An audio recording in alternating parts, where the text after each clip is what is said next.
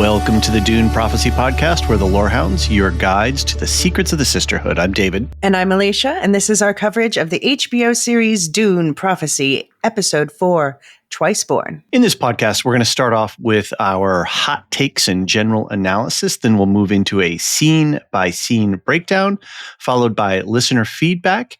And then at the very end, we'll have some book talk after the outro. And we want to hear your thoughts about the series and about our coverage and about everything Dune. Please send all of that to dune@thelorehounds.com. And Nancy will read your email and be in touch and make sure that your thoughts are represented in our feedback. We'd also like to invite you to our Discord. We've got a great community. We've got a great moderated team.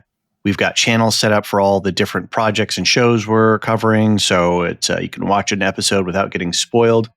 Also, I'll mention this a little bit later. We have a show guide, so if you're curious, like who's this character or what planet is that, we've got you covered. We've got an online curated encyclopedia that is show only, so it won't take you out into the wider universe where you might get lost or spoiled. We also have some extras for Supercast and Patreon subscribers, like extra episodes of our Christmas coverage this month and our top 10 list, our rankings from all of our subscribers, and which we've nicknamed the Agony.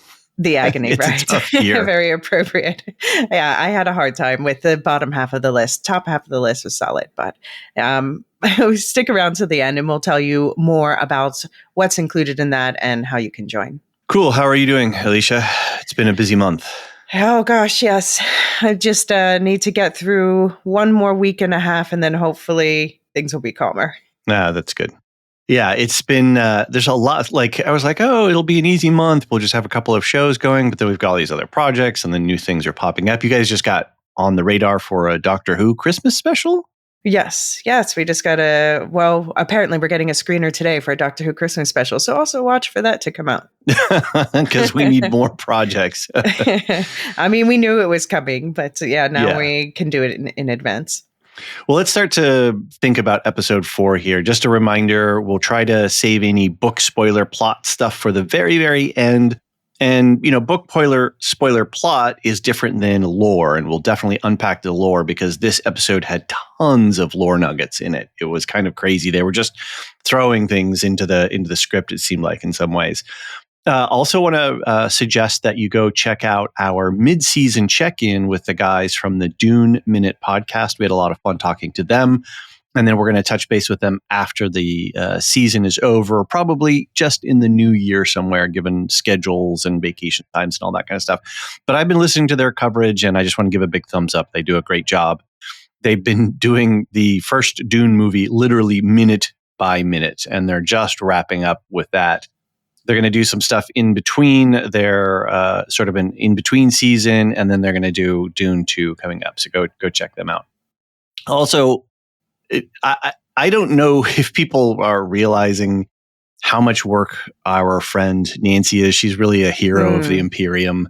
Incredible. She is shepherding all of the feedback, curating the Discord comments, taking your emails, putting them into a really well-organized document for us. But not only that, she's doing the episode breakdowns, which we modify slightly depending.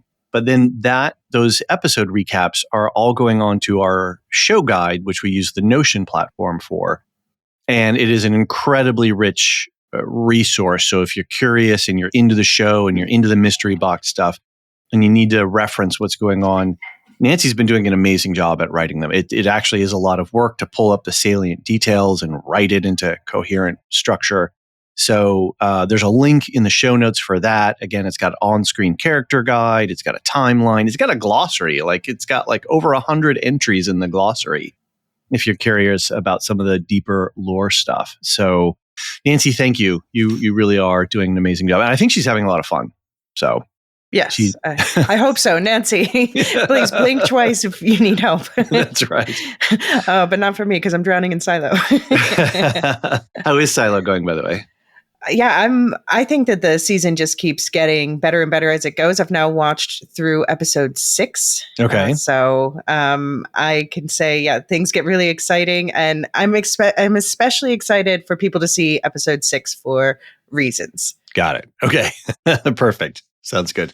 All right. Well, let's talk about episode 4 of Dune. Let's check in. Where are you overall, and what's sort of your analysis of the season and of the episode? So I was a bit hard on the last episode, and this one definitely was better. But I also just want to say I got called out a few times on Discord for making too many book comparisons, and I think that in doing so, I find that very interesting. Just to I have things that are troubling me about the show, and so I talk about it in a way like, well, here's how the story was done differently that I feel was stronger. And I realize it's a different medium, but I still think that they have wasted screen time that they could have more economically used. But anyway, so my policy from here on out is I will talk about lore from the books. Like when it comes up, like when they talk about Vorian giving up the throne, I'll tell you what happens in the books with that. But otherwise, I am going to do my best to avoid bringing up the books so to focus on the show, just because I don't want to come across as pedantic. And Right. I'm sorry for the people. I know that there are people who do also want to know what happened in the books. If you're one of them, write in. We need we need that voice to be represented. Hopefully, in this case, it makes it more clear what my issues are. Right. But this episode went better for me than the last one, that's for good. sure. Yeah. It is. We do walk a narrow path, not unlike a golden one. It's easy to fall either one side or the other. And then the other thing is that it was not, my problem is not diverging from the books. I just cannot make that clear enough. It is, right. I am always for diverging from the books. It's just has to be good and have a good reasons. And right. Like Silo, Wheel of Time, they do a great job diverging from the books mostly. Right. And when we're passionate about something, right, we're going to be vocal about it, and we care because you really care a lot about the Dune universe and the Dune story. It's also, and it's important. Michael will shift us the adaptation analysis podcast, because I am especially interested in how things are adapted between media. For me, I find all those details really interesting. Like, oh, here's how it's different from the book, and but not everyone feels the same way. So cool. Well, I'm glad you enjoyed this episode a little bit more, and it seems like there's a lot of fans who are really, a lot of watchers who are really enjoying it, which I'm very happy for. I do have to note that there was no sex scene in this episode. So the first one. Like I mentioned before, there were so many lore nuggets. I have like 10 or 11 listed in a side outline, and we've got little mentions throughout. I'm really glad that people are enjoying it. Last episode I was a little, and this episode I'm feeling a little bit better. There's a few weak parts for the season overall for me, and I think I'm just kind of feeling burned out over on television overall. I don't want to complain too much, but we had a lot come at us this year, and I'm feeling maybe the burden of that. So I need to check my own responses too, because I don't know that I'm trusting my responses to the show. Maybe I'm looking too hard again, being too close to the source material. Yeah, but I'm glad people are enjoying it, and there's a ton of lore, and there's a ton of things to talk about. So I want to kind of focus on that as well. I have to say the visuals and the costuming just continue to be on point. I was really noticing costumes in this episode, especially for the sisters, that little embossing that they do on the shoulders. Just all of Habako's outfit. I mean, I know I complain jokingly about Desmond's duster, but it still looks good, even though he's still wearing it after being at the Imperial Court for weeks. The cinematography continues to be on point. I noticed one thing. There was a scene with Inez and Kyrian. And she is, they've got her face, they've got her on a close up, and she's getting a lot of bright colored light on her face because they're in the club. And I just wanted to point out, like, that's a simple little shot, but that shot was really actually, that was a technical shot that somebody had to take very careful time to make sure that they set up, because the more you saturate light, the darker it gets. So then you have to turn up the light, which then you can blow it out very easily. And they balanced that lighting perfectly. So we got the club lighting on her face. We could see all of her details, but she was not washed out or overblown in any way. Like, it was really technically very good. And I really appreciate the fact that those folks, all the folks that are working with the cameras and the color grading and all that stuff, have really been giving their best on this show. The lighting technicians are often, I think, some of the most underrated members of crews. Yeah. Like I was trying to look up who did the lighting on The Man Who Invented Christmas, because there's some great lighting there. And I just couldn't even find that information on IMDb or Wikipedia or anywhere else. It's just, they're not getting the credit they deserve. Yeah. Yeah. Well, thank you to everyone who's doing that work. I noticed something too in this show, that they've got some definite patterns, that the way that they're writing, it's almost, I don't want to say cookie cutter, because that's a little shade. I don't want to shade too much, but they definitely have a way that they set up every episode, and they do a lot of foreshadowing, and then they keep ramping the tension so that it breaks right at the end of the episode.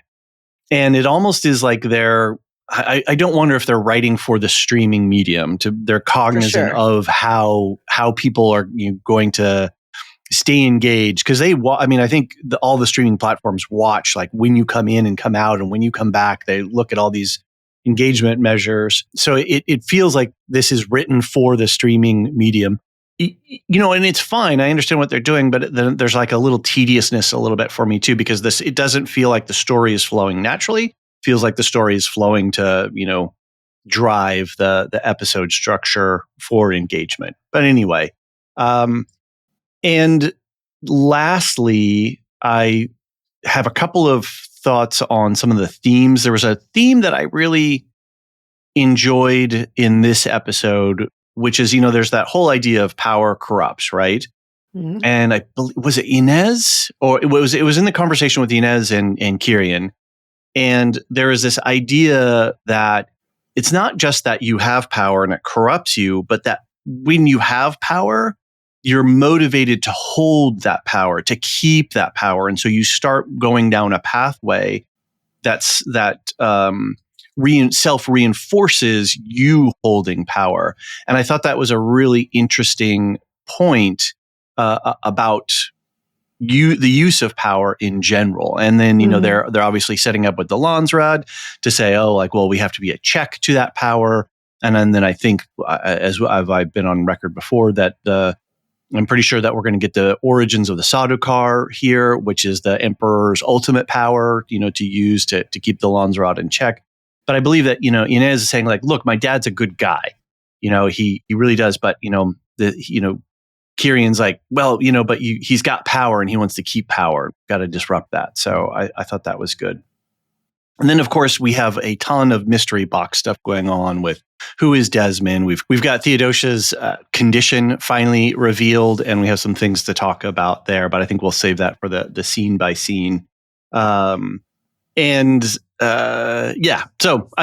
think it was good. We've got 2 episodes left, so I think they're just going to take the brakes off and run us straight into it, because they've been setting up a lot of mystery that they have to pay off.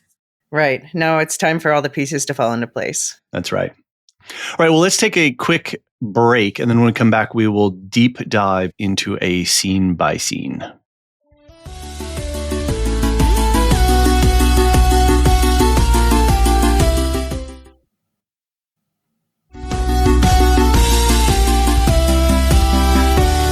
And we're back. Okay, quick spoiler warning. Remember, we're going to be talking about things from the original books, OG, the extended universe, XD, and then wink, wink, the Villeneuve universe, the VU, where that's sort of a coined phrase here. And we know that there's, some different questions about how well they're lining things up and whatnot. But, in terms of this cinematic adaptation, and again, lore versus plot, we'll try not to spoil any plot points from those, but we will talk about the first Dune book and the 2 Villeneuve movies, and then we'll pluck key details from the extended universe books. And then we'll put at the very end, after the outro, a little bit more sort of free-form conversation about all the material without any worries of spoilers. So, quick summary of the episode, entitled Twice Born, directed by Richard J. Lewis, written for television by Kevin Lau and Suzanne Rubel. And the runtime, this was a long episode, 104 minutes. So on Wallach 9, a disturbing incident occurs where multiple acolytes examine experienced the same nightmare, with Sister Emmeline attempting suicide while sleepwalking before being stopped by Sister Jen. Meanwhile, Valya engages in political maneuvering by offering to support the Harkonnen family in the Landsrad, and Princess Inez finds herself trapped in court politics and unable to pursue Sisterhood training. The tension culminates in a dramatic High Council meeting where multiple plots converge. Desmond Hart reveals a rebel conspiracy and demonstrates a dangerous power that injures him in the process, giving Valya the opportunity to collect his blood for genetic testing. The event also involves various other political machinations, including an assassination plot involving an Ixian drone and the Empress taking independent action, and Sister Theodosa transforming and Lila breaking out of her spice bowl. Nancy, thank you again for the summary. Thank you again for all of the show guide material. Again, go to the show guide if you need help remembering who these different characters are, and if you want to dive into a deeper analysis of these scene by scenes. We're using her descriptions as our outline. In some cases, I use her words directly, and in other cases, I've modified them for brevity a little bit. But let's start with Sisterhood Nightmares for All on Wallach 9.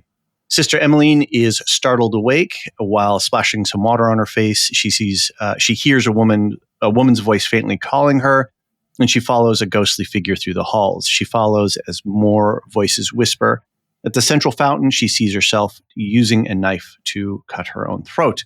A scream awakes. Sister Jen and all the other sisters are having nightmares. Jen runs to Emmeline at the edge of the pool and stops her before she is able to hurt herself. We see visions of the desert, the mouth of a worm, and the blue eyes and garbled speech. I have a quick question for you, Elysia. Do you think did Jen have a dream, or is she lying about that? I thought she was the only one who did not have the dream. Okay, so you don't think you think she actually did not have a dream? I've heard some theories that she was awake when everyone else was having the dream. Mm-hmm, yeah. I heard some theories that people were saying that she had a dream, but she's lying about it because she knows she'd get sucked into the Tula's machinations. Well, I think it's weirder that she's the only one who wasn't. That's going to make Tula pay more attention to her. Right. Yeah, that's true. That's true.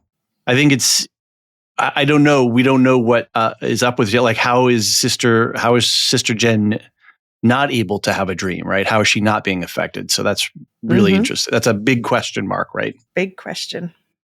I thought, do you have a theory on what's going on here? Do you have any mystery box sort of clues that you're pulling out? I mean, this is all connected to the reckoning. Yeah, it all goes back to the eyes in the sky and the voice. And I don't know if you want me to say here who my theories have been on that, but well, let's maybe save that. But you have a theory. Do you have a working theory of the case? I mean, just the same one that I've been saying for weeks. This didn't change anything about it. If anything, it confirms. Okay, yeah, I feel like we're definitely getting a Sister Dorothea breakthrough, right? Somehow she's coming out because we see later on.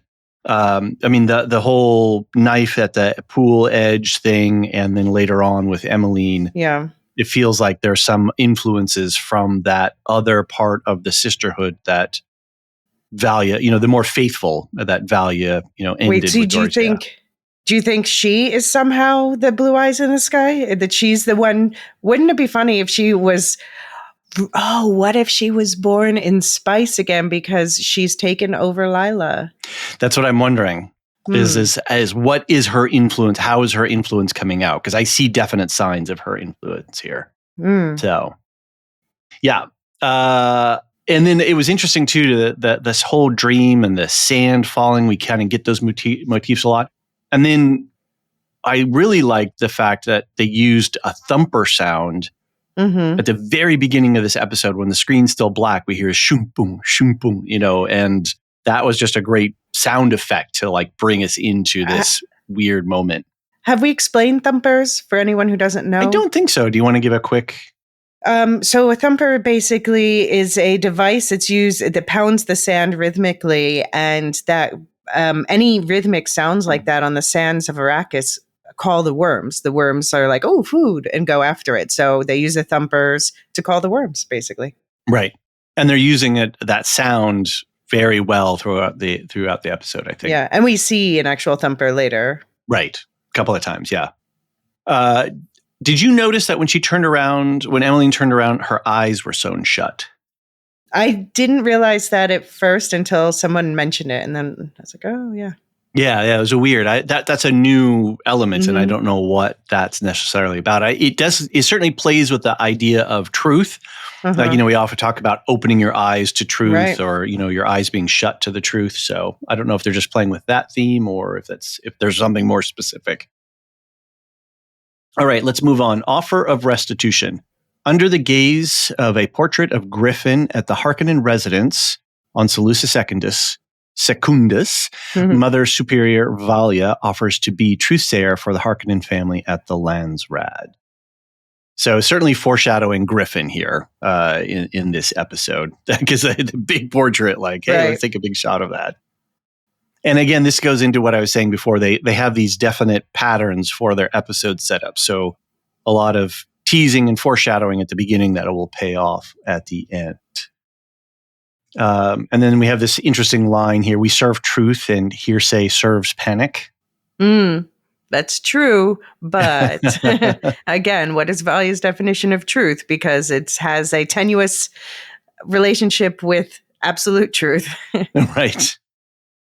And then even though Uncle Evgeny is a bit of a character, let's say, he's not wrong in his assessments that she's going to use Harrow, right, for her own purposes. But I think Harrow he's not able to see the lesson of the trap, which is knowing where the trap is the first step in evading it. Even though Duke Leto didn't evade the trap, he knew it was coming, but he still got caught by it in the first movie and book. But I thought that was a fun detail. And they've really given us the visual design for the on-off switch for truth sense, right? Yeah. With the finger with clicking. The fingers and the click. Yeah. And I don't think that's canon necessarily to the books. Well, like I said, I think it's just it's relates to how people meditate in real life, that you might use put your hands a certain way, use certain words of concentration, like, this, right. All of, if you see people doing that to meditate, it's just a way of helping yourself achieve a deeper level of concentration. Right. Signaling yourself like time to, this thing. Yeah. Just getting, focusing your mind and letting all the other distractions fall away. I don't, and for an on-screen purpose, I think it's useful. I know that in the 84 movie, they really struggled with how do we make the House Atreides really badass? We'll make weirding modules, right? So they made something up that was completely outside of it. And I don't know, for that movie, it works. I still like them. I like the idea. I like the idea a lot. Do you have any thoughts as to why Reverend Mother Valia was withholding a truthsayer? Yeah.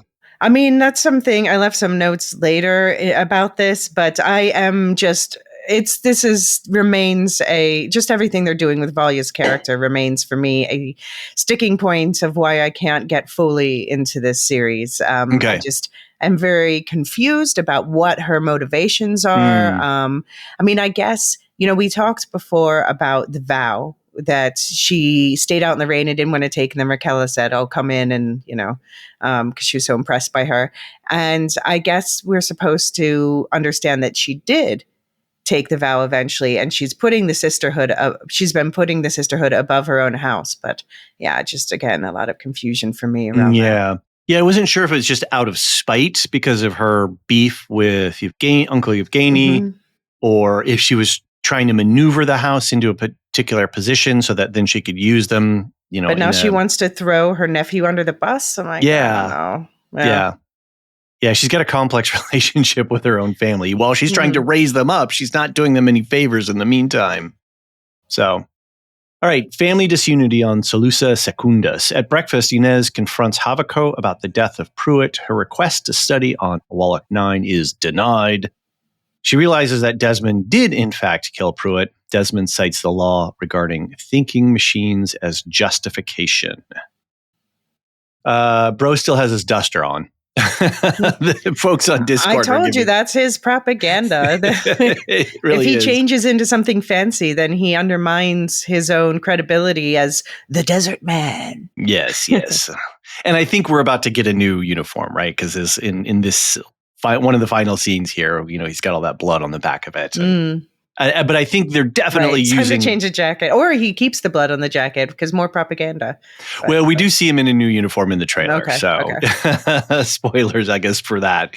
I think the showrunners are definitely using the uniform change as a signal change to us, right? A very visual, like at some point he's going to go from this to that, and the uniform change will signal that very strongly. So, and folks who are on our Discord were giving me a hard time because I was complaining. I'm doing it more in jest. I'm sort of having fun at this point. So,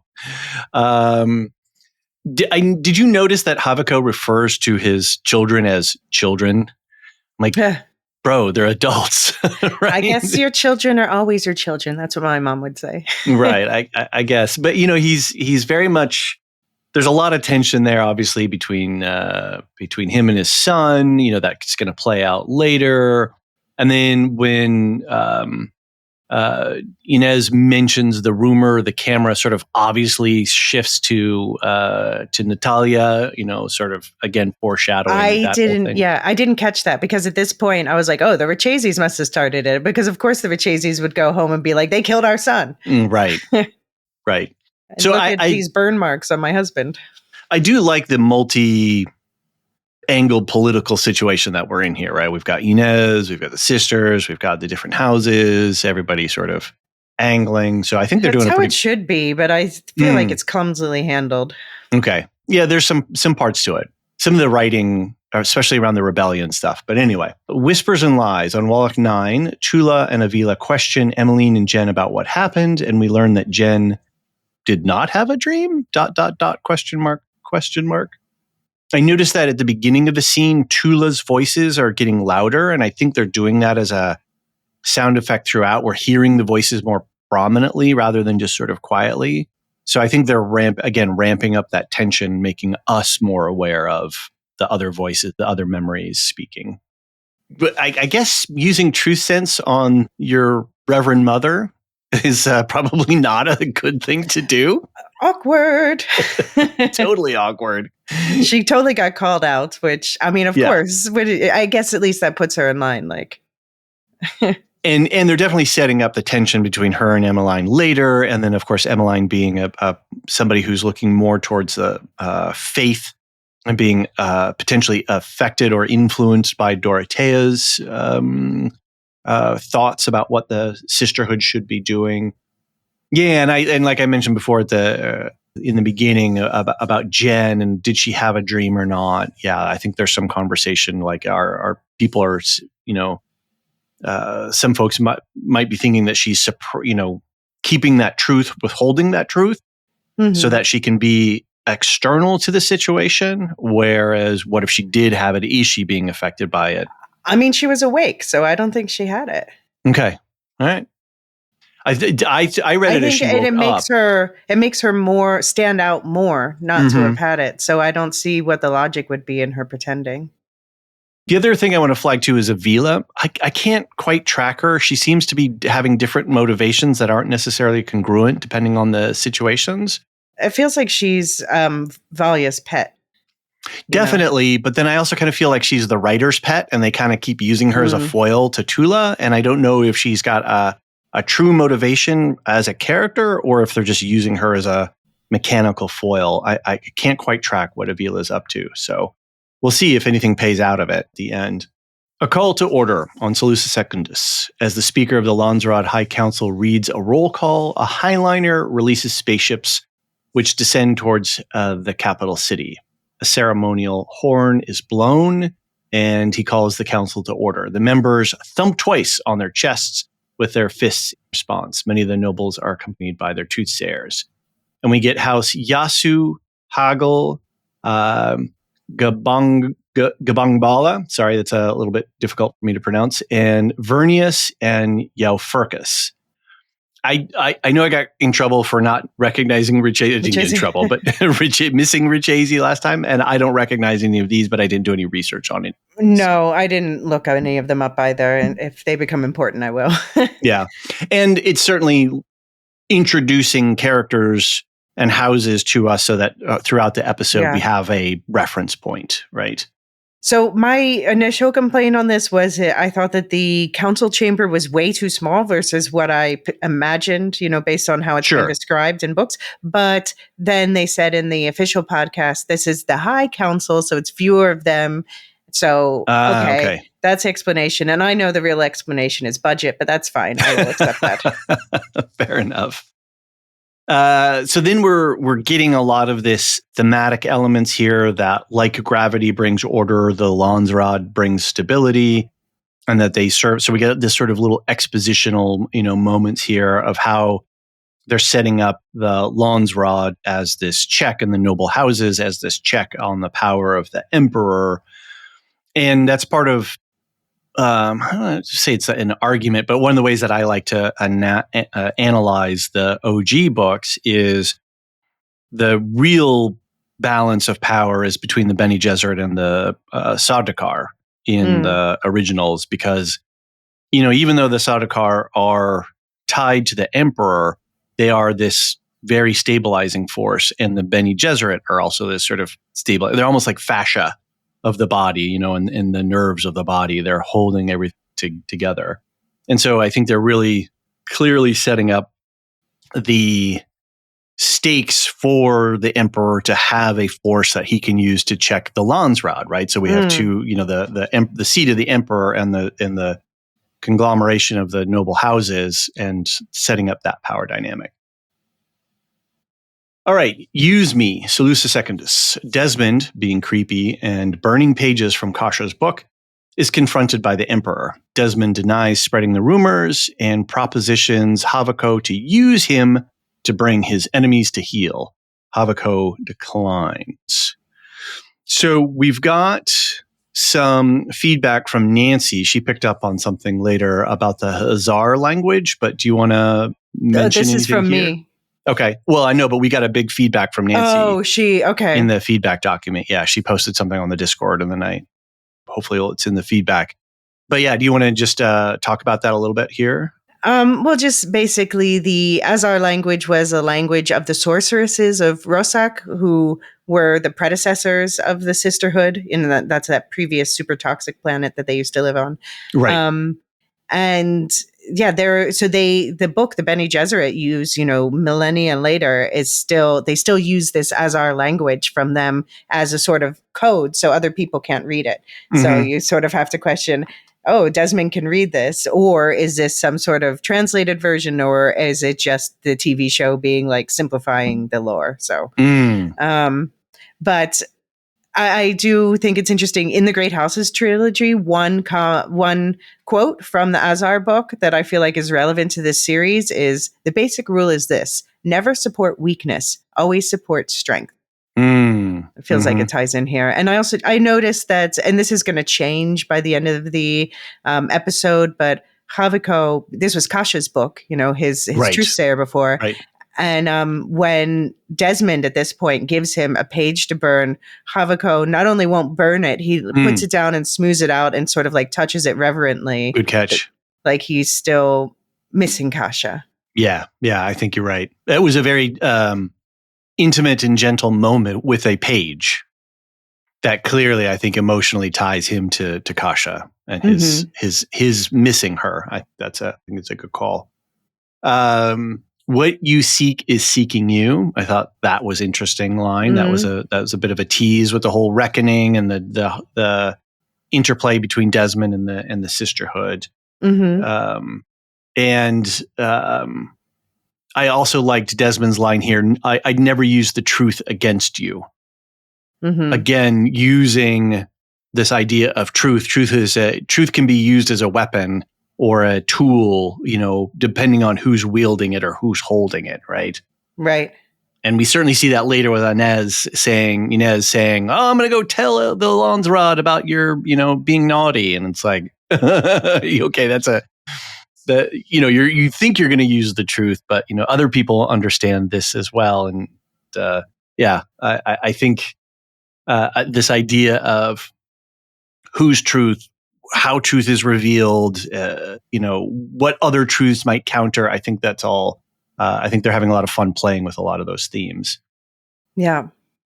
We got a mention of Titans, and I did not read up on Titans before we got to the podcast, but Haviko says my forefathers, battled Titans. Right. So one important thing to know is that Agamemnon, who he renamed himself, that I forget what his name was before that as a human, he is Vorian's father. Okay. Vorian Atreides, who keeps getting brought up. And he was the leader of the Titans, and they started as humans, but sort of augmented themselves to the point that they basically became robots themselves, more or less. And, interesting. Okay. And it's because of him that Vorian ended up, having this life extension and all this stuff. And we may have seen a glimpse of him in the opening scene of the first episode. Oh, really? So it's interesting. We'll see if they bring it back. But I have another question about this scene, going back to Desmond. Uh-huh. So Desmond, his goal in the scene seems to be he wants to get all truthsayers removed from the Landsrad. And my question is, why? Is this to protect himself from something that they would be able to sense? Is it to manipulate, just give himself more control in general? Right. He says they're manipulative, and he's definitely not wrong about that, but clearly he is as well. So pot kettle black. Right. And he's putting himself in the position of being, well, I'm just serving you. Like, I'm dedicated to you. But yeah, like, okay, what's your real mission here? And is he an agent for another power that we have yet to really explore? So I don't know what other tracks they're laying, because just him, I mean, he's just a soldier, right? So what's his motivation? But I think we've got some mystery box hints towards the end here that we'll talk about when we get into the big council scene. One other thing about the Titans, since I said that Agamemnon, I can say that name, was Vorian's father, I just feel like I should point out that Vorian did end up turning on him and siding with the Butlerians. Okay. But also, that's a thing that could be misinterpreted, by people who want to misinterpret things. Valia Harcourt. Nice. All right, the cost of a big boom. On Seleucus Secundus, Kyrian Atreides and Horus meet with Duri and Ixion. They exchange 10 million Solari for a box holding what appears to be a small drone. Duri says the Imperial Guards have been making things difficult, causing him to need to lay low and improvise. The drone will do all manner of things that they want to do, only better. When they ask how, he replies, really big boom. Mm-hmm. So we get an Ixion. Yes. He looks pretty much like a sort of central casting TV thug kind of guy that you would meet in a dark alley. So I didn't think anything was special there. Yeah. Maybe that's who, because the Ixions are known for their machines. He does not look like an engineer. I don't mean to stereotype, but maybe he's the person that they have do these covert missions to negotiate and stuff, because he's more the back alley thug. I'm trying to remember, in the original books, we never really, Ix is always referred to as this thing outside, and I can't remember any specific engagements with Ixians. I mean, they're just humans, but they specialize in technology. It's like Planet Intel or Planet Nvidia or something like that, where they're all about the technology. And obviously the prohibition on thinking machines is not a prohibition against technology. Like, we need technology, but we can't, the rule is you can't make a machine in the likeness of the mind of a human being, because a human being is special, is a holy thing, right? Mm-hmm.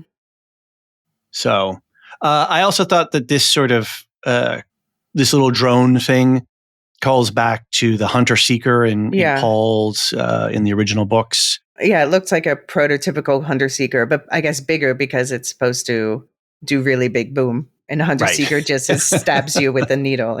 Right. And it's operator-controlled while Mhm. this is autonomous, which I Mhm. think is relevant to our modern age. It's a drone warfare. Drone technology in warfare, I think, is going to, like artillery, like machine gun, like all these horrible things, but that how those technologies have affected how warfare is conducted.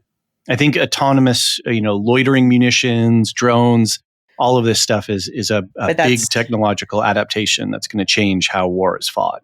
Well, I mean, but that's a thinking machine. So I guess that's why later they are human operated, because this version thinks for itself. Right. Which I don't know if that's necessarily a good thing. All right, the cost of rebellion. Salusa Secundus again. Kyrian and Horus arrive at the club. In a private back room, Michaela asks whether there were any issues, and Kyrian responds that there were none and says the Ixians provided an autonomous drone modified with a thermal bomb. They exposit the plan for releasing the drone, and Michaela tells Kyrian that he appears spooked. Making the Imperium better comes at a cost, she says. Are you ready to pay it? Kyrian doesn't answer. The spice will flow. Sorry, go ahead. I wondered if she was like subtly trying to talk him out of it. I still do have a suspicion that maybe she has some care for him, even though she gave up his name so quickly. Yeah, I'd buy that. Or she could have just been trying to manipulate him for, Valya's purposes. But maybe not, because Valya was, well, I have thoughts about how Desmond finds things out later. Okay.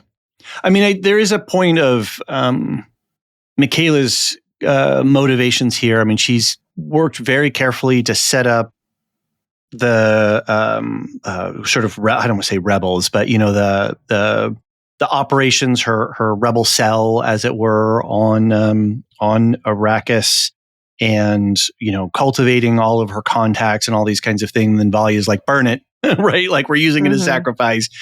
I suppose that could be a little bit grating. And so, but the fact that Michaela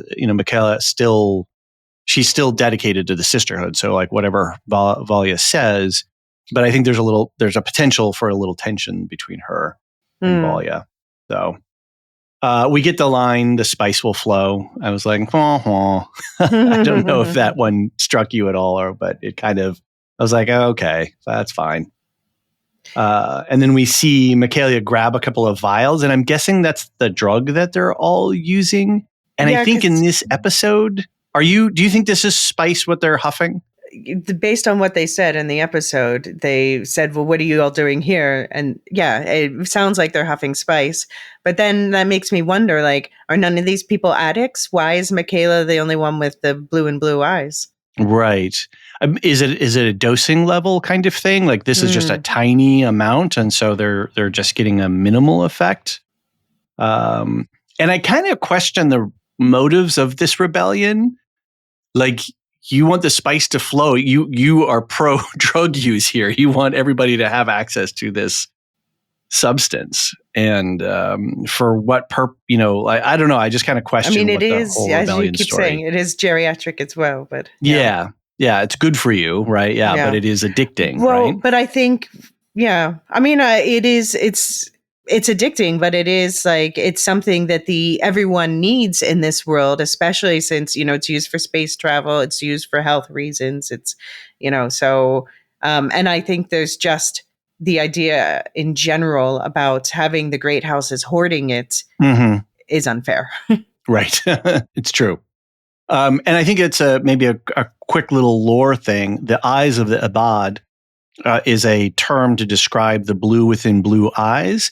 And it basically, the eyes of the Abad, and I've not studied Arabic, so it is an Arabic inspired term, and it basically denotes a master slave relationship, or a relationship that somebody is subservient to something else. And so when you have the blue on blue eyes, it means that you are addicted to spice. And so that's a term that to it. Yeah. Yeah, you're subservient to it. And so you hear that a lot you read that a lot in the original books.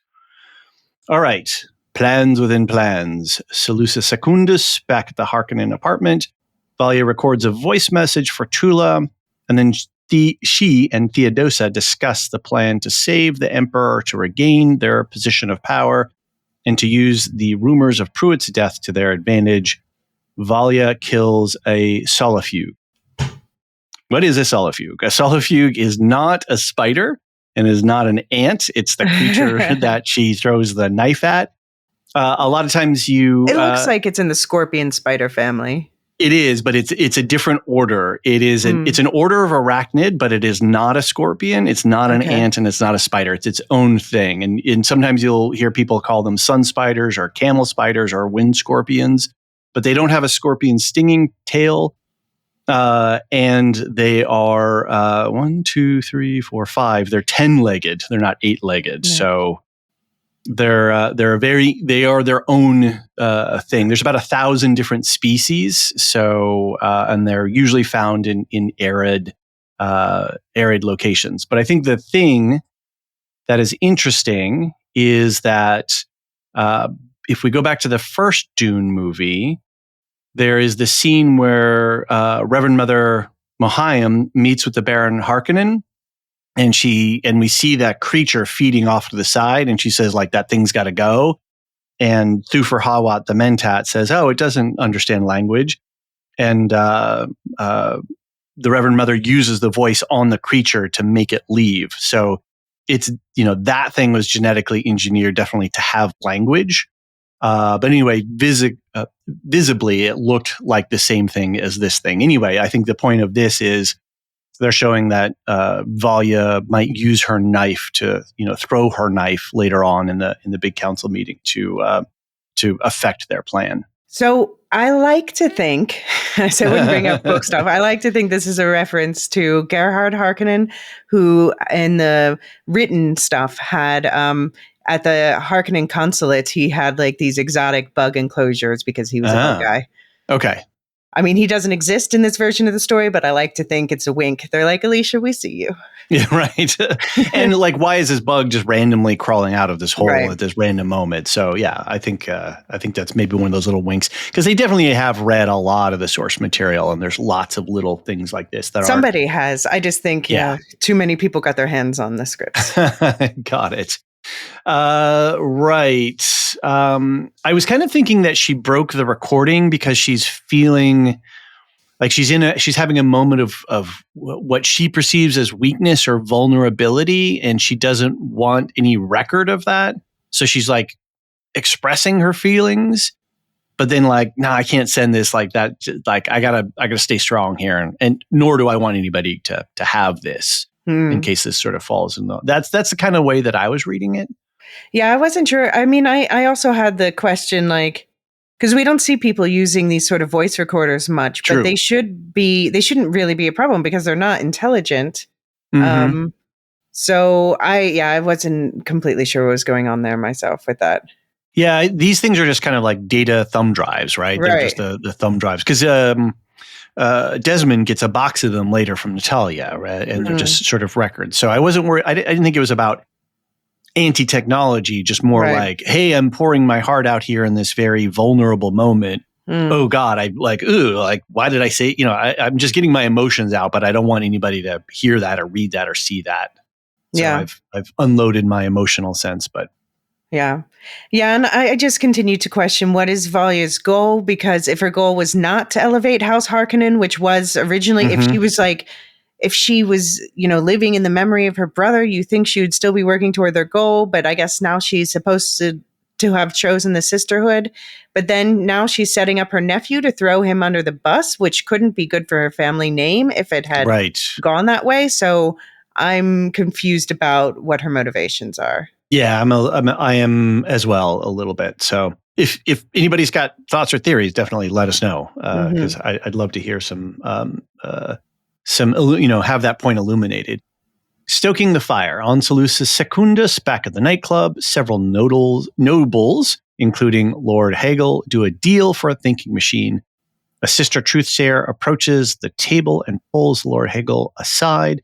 And in response to his question of whether the rumors about Pruitt's death are true, says a mentat has calculated the Mentat. odds. Mentats of immolation by a toy malfunction to be 1 in 2.5 million. And immolation is to die or to kill or die by fire. A number of quick scenes follow, showing truceaires with their council nobles, fueling the rumor about Pruitt. They plant seeds that the Richeses refused an investigation or threatened, and that to launch a formal inquiry is within the power of the great houses. Worried about being accused of treason, the Sisterhood plants the idea to bring House Harkonnen forward to make a claim and take the brunt of the Emperor's wrath. So why is she setting up House Harkonnen to take a fall if she's trying to elevate them at the same time? Yeah, agreed.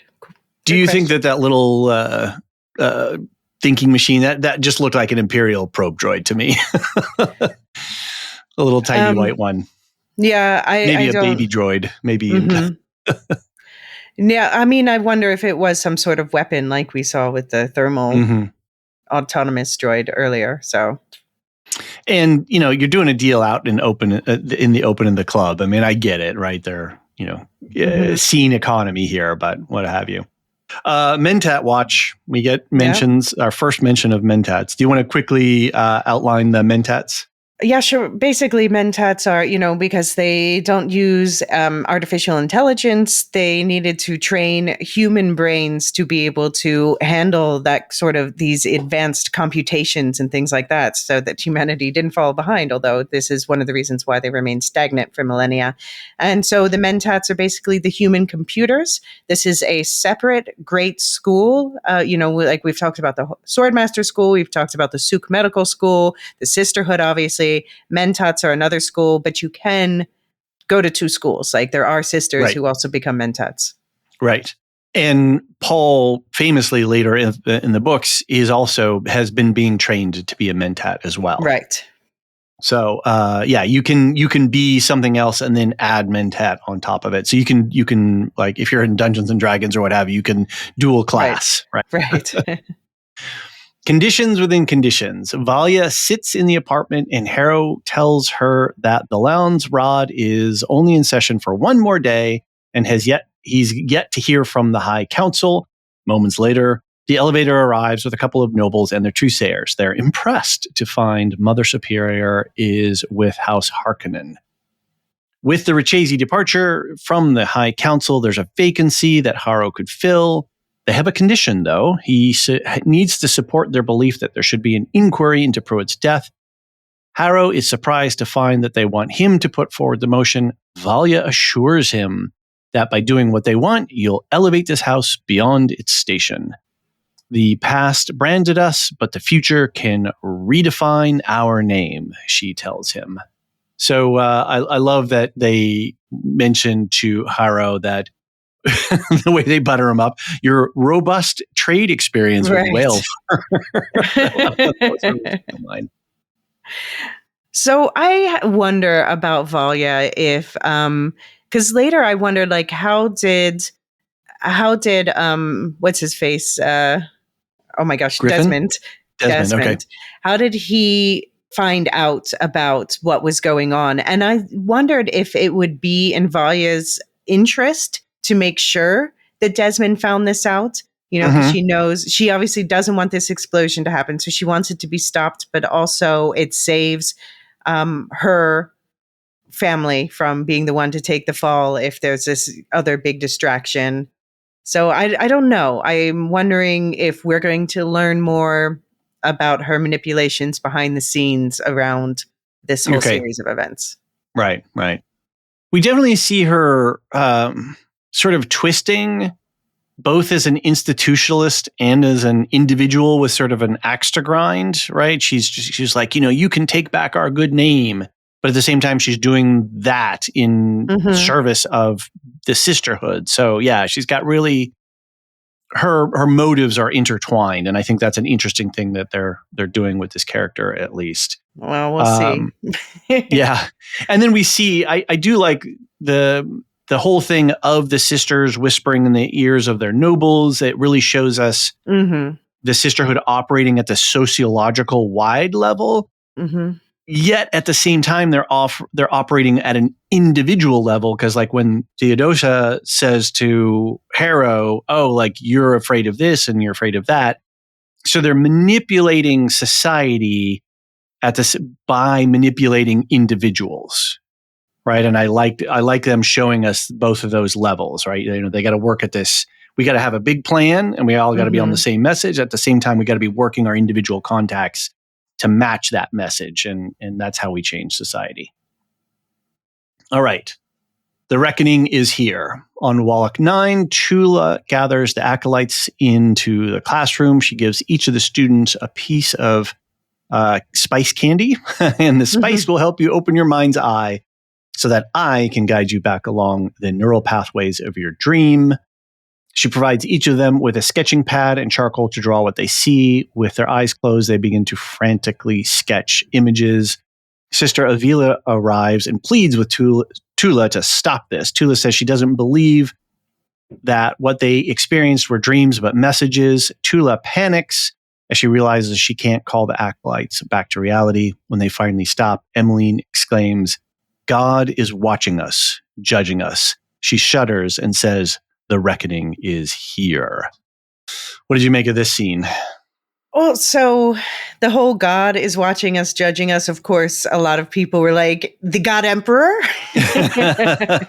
Those are the later books, right? We're not going to get too much into that. I mean, but except we'll talk about it at the end in the book spoiler section. Yeah, I mean, we've talked about it a lot in the book spoiler section. I don't have anything new to say on that front, but just that I am agreeing now that they don't have enough time to like fold all that stuff in, but it does seem at the very least they are messing with book readers with that, totally, with these references and the reckoning, and they've been using specific words knowingly. And either it's going to pay off or it's just a big misdirect because it's Lila's eyes in the sky or something. Or something. Yeah, I have a theory. I have another theory, an alternate theory that I'm considering. We'll talk about it when we get there. I do like the callback to the first Dune movie. So the very opening thing we get with Villeneuve's first movie is that deep Sardaukar resonant Tubin throat singer style voice that says dreams are a message from the deep. And so I think they're connecting again those story elements here, because we see them drawing different shapes and figures, and then they all start to converge on the sand dunes, and then they all start drawing the circle, which turns into the well, and then the sort of mouth worm, and then they all start doing the eyes.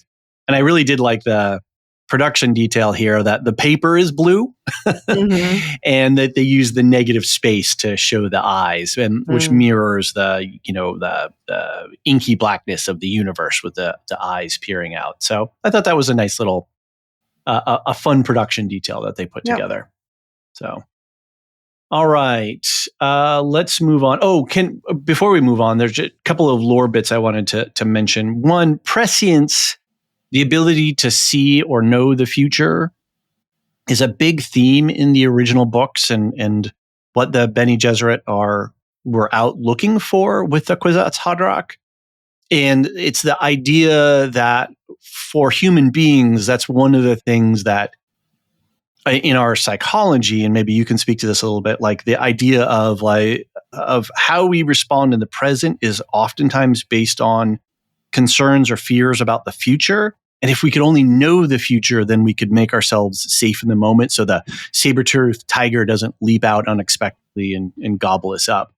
And so prescience is a really big deal for the Sisterhood, because the Sisterhood can look backwards, but they can't look forwards. And that's the area where, like, what dangers lie out there? And I think that's a big driver of what the original books are working on. Well, and the problem with prescience is self-fulfilling prophecy. Do you make something happen because you expect it to? Right. And then I noticed in this scene too, they use the word hysteria a couple of times. And with hysteria and mass hysteria and witches, I thought maybe, that was an interesting little comment that they dropped. So there it was, okay, there's a famous, I think it's from 1920 documentary called, it's in Swedish, Häxan. It means witches.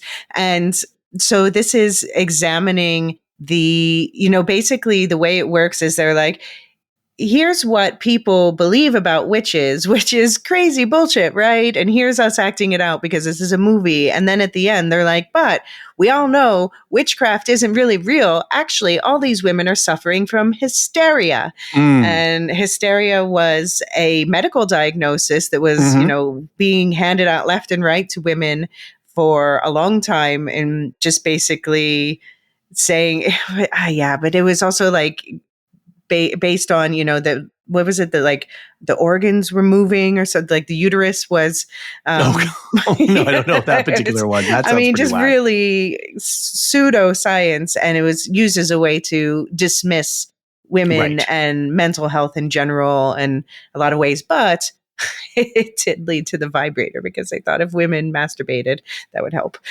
Okay. All right. It's interesting.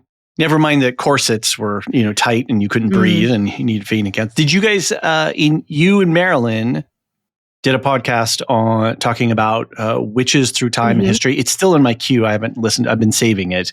But do you guys talk about the hysteria around, like, say, the Salem witch trials or anything like that? I mean, we talk about the witch trials. I don't think we talked especially about hysteria. Yeah, we tried to. There's a lot of topics to cover there. So. Yes. But we did. Yeah, we do talk about the witch trials. Right. I mean, you can but not teach Salem per se, more so the ones in Scotland. Okay, got it. King James, yeah. Cool. All right, well, let's take a little break, and then when we come back, we'll continue with the scene-by-scene breakdown.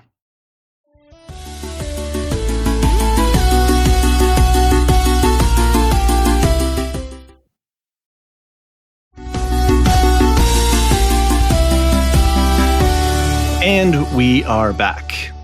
With a little push on Seleucia Secundus, Desmond receives the Empress in his quarters. She gives him a box of surveillance data files of machine dealers trading in illegal technology. Desmond tells her that the Emperor didn't wish him to act boldly at this time. Desmond realized that it's Natalia that's been spreading the rumors, and she confirms. She says she did it because the Emperor has a chance to shore up his power. If they fear his wrath over machines, they'll fear him over anything. Sometimes Havako just needs a little push. I like her line here about the Sisterhood. They choose where they want the future to go. I thought that was a nice little thing, because it's what they say, like, we want to get here. So what do we need strategically? Like, that's part of, if you're ever involved in strategic planning, right? You're like, what's the vision? Where are we now? And then how do we get there? And I do like that they're painting the Sisterhood as the people who can do that kind of stuff. Yeah. The fact that Natalia is the one who leaked the murder rumor, she says it was to drum up fear of the Emperor. But I just don't, I'm not sure if maybe they're telling us that Natalia is not a great mastermind, because I just don't see how that could possibly not backfire. And just to throw a rumor out there to stir things up without a plan to connect it? Right. Yeah. Like, she should have become a sister, but she's too prejudiced against them. All right, a big push. Desmond doesn't waste any time. He dispatches a crew to find the criminals selling the thinking machine technology in the shadows and stirring rebellion. You show them that our Emperor is in no giving mood. Kind of reminds me of Damon and the Gold Cloaks a little. Yeah. Well, I mean, I think this is, again, where you lean too much on oppression and you're just begging for a rebellion. Right. As we've seen in modern circumstances just recently.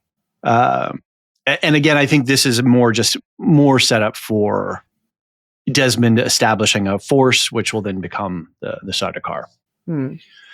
Burning the house down, Kyrian and Horace get high at the club when Nunez shows up. Kyrian pulls Inez aside to keep her away from Horace, and then they argue about motives and power.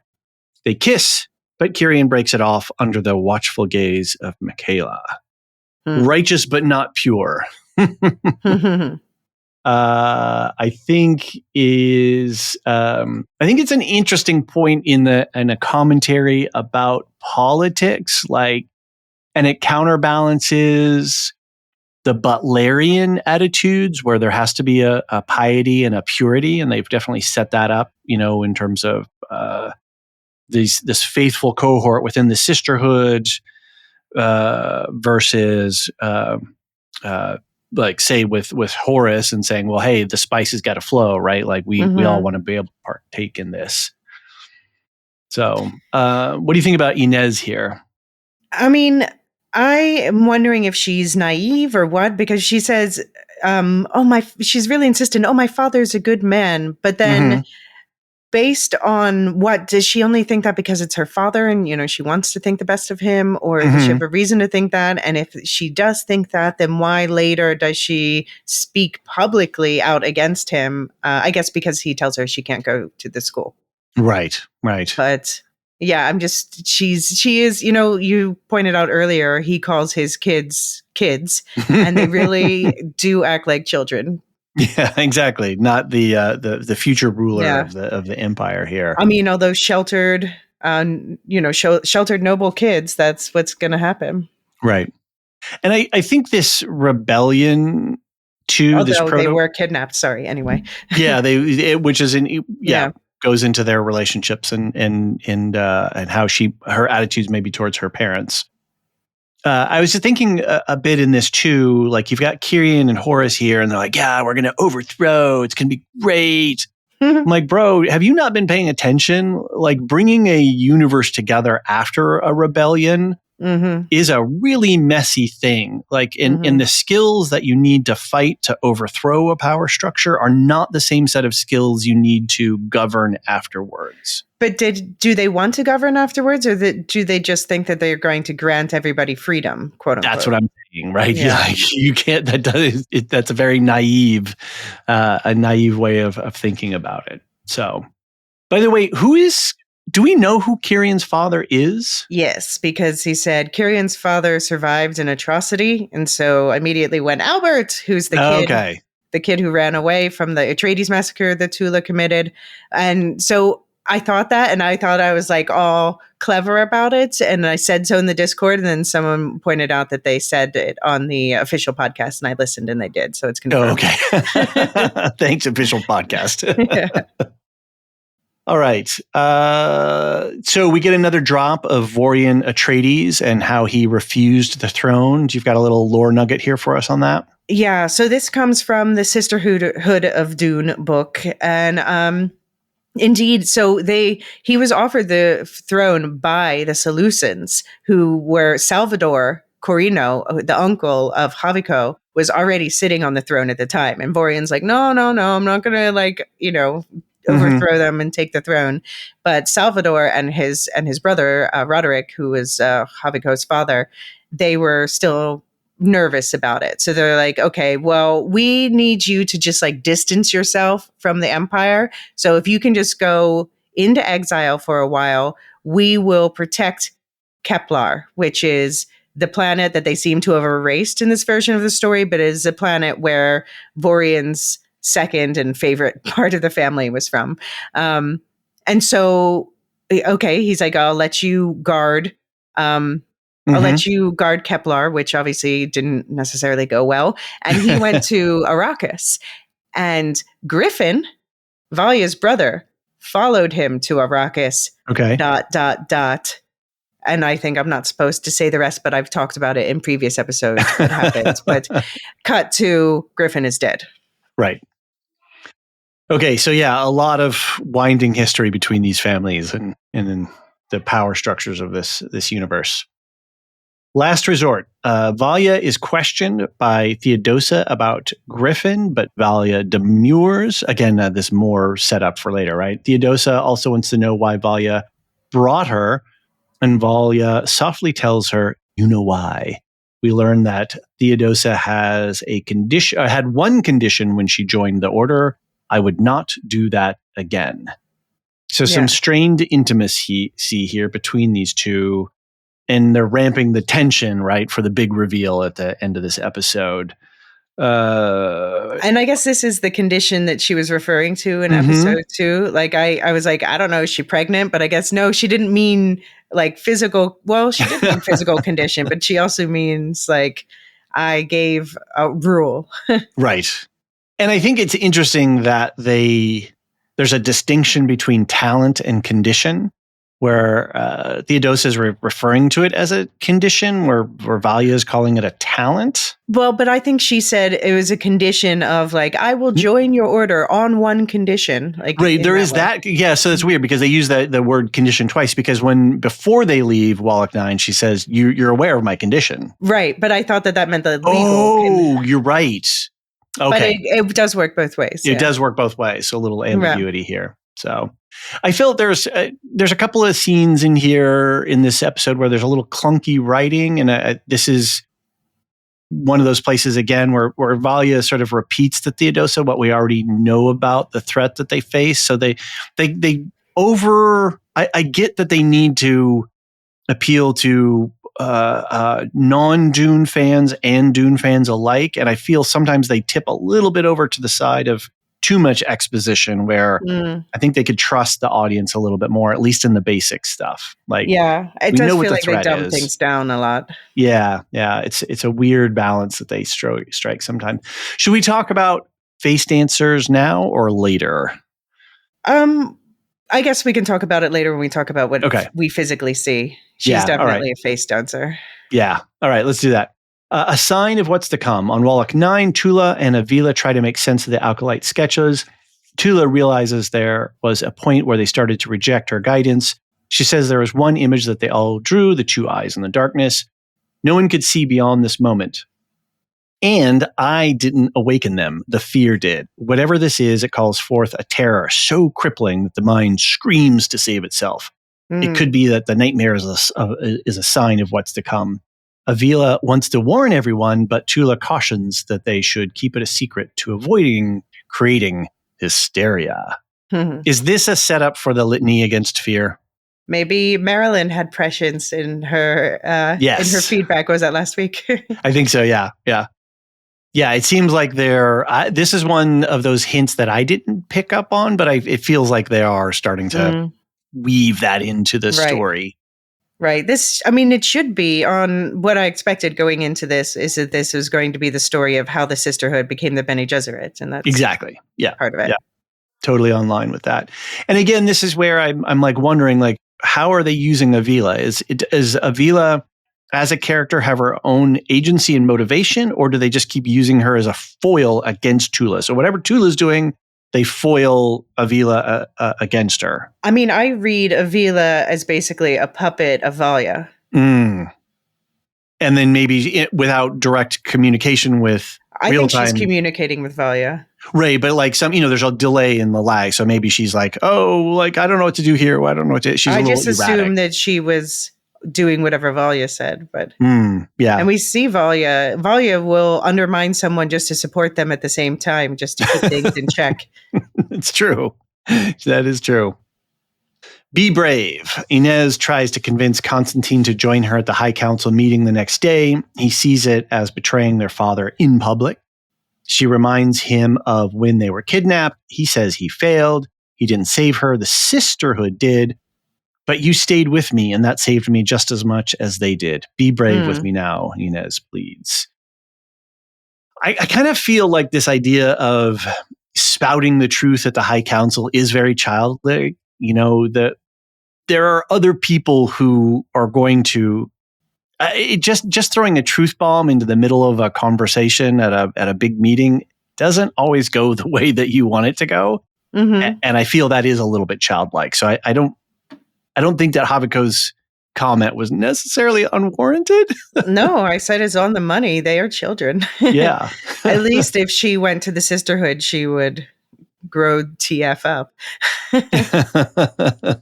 And I think this is where I started to realize that the drug people are using is spice-based, because there's a mention here as well. Do you see he puts down his basilet there? Basilet, yeah. Yeah, basilet. Yeah, they don't show him playing it, but he puts it down, so...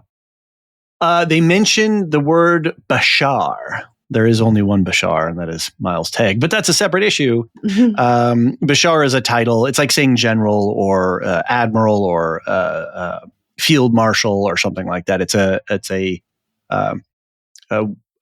title of rank for somebody. So she says, Inez says, his Bashar is a monster, and she's referring to, I guess, Desmond. And so I guess Desmond has been given a rank of Bashar. So that's a pretty high status, actually, to get that promotion.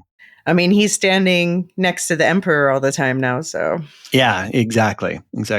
And I can't remember the origins of Bashar, but it's a real word. It's a real that Frank Herbert pulled up from his research and study. I believe it's in the show guide in the glossary. I believe there's a Bashar entry in there. All right, our big scene, Leviathan, Emperor Havako. I got a long description here, so I'm going to try to speed run it.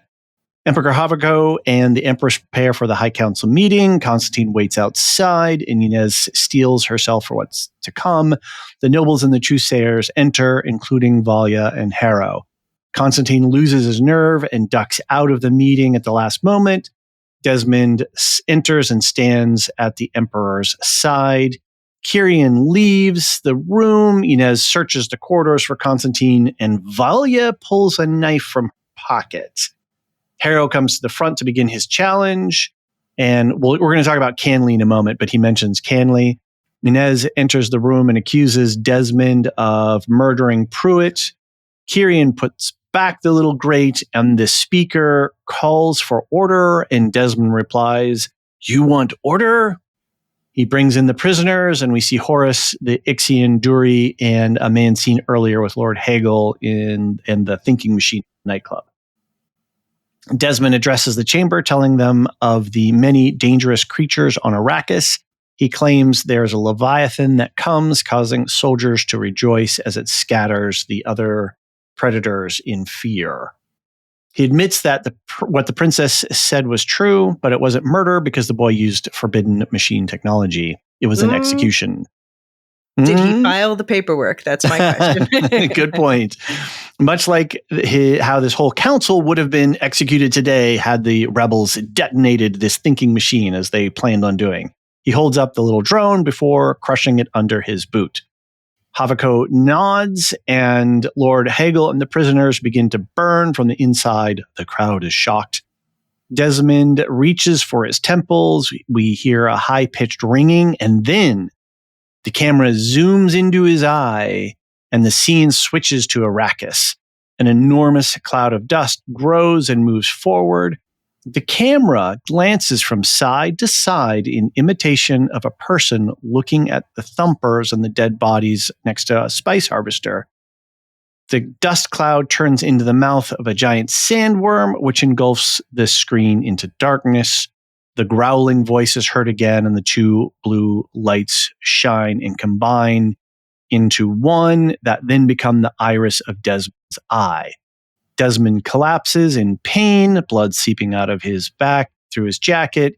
He gets up and leans on the ledge in front of Valia, leaving a blood stain. He says nothing to her and leaves the chamber. Right. Big scene here. Let's deal with a couple of the small things. Constantine chickening out at the last minute there.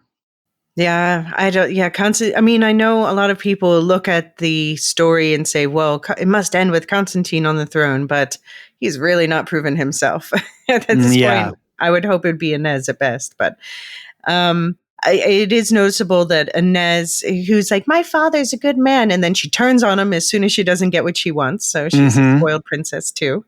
I mean, she's not wrong, but still, yeah. Yeah. Was Valia going to use her knife to throw it at something? Because that's sort of what I had implied visually when she killed the insect. Yeah, I mean, maybe the whole killing the insect scene was just about her saying, like, don't worry, even if you think I don't notice a threat, I see it out of the corner of my eye and I'm ready to take it out. I'm always and she's really deadly and competent, right? She stomped that thing pretty good. And we definitely have a scene later of her using the knife from the trailer. So we've got some scenes to come yet of her being deadly. Yeah. I love how she says, give yourself time to understand your enemy's weaknesses. So basically, I guess she's saying, like, I know that bug's over there and I've been watching it crawl up the wall, and I just have to note its pace and pattern and when it pauses so that I can thunk. Which is a very Bene Gesserit thing to do, isn't it? Right? To really study closely what it is, so that then when you act against it, you use the most efficient amount of energy and effort to alter or to kill or to whatever. Right. I thought that in this scene, I've complained a little bit about the exposition versus, good storytelling. I thought that this was one good use of exposition, with Harrow starting to explain Canley, and like that felt very on point for his character. Like he's awkward in front of all these people and he's over explaining stuff. And what is the council chamber guy say to him? He says something like, "Your house knows the forms better than anyone." Like, that was pretty funny. I found that much better than, I really still dislike Dorothea getting on Valia's case about being a Harkonnen. That still makes zero sense. But in this case, now this makes sense. Yeah. So quick lore note on Canley. Among the noble houses and the way that conflict is resolved, there is a normalized and institutionalized form of conflict called Canley.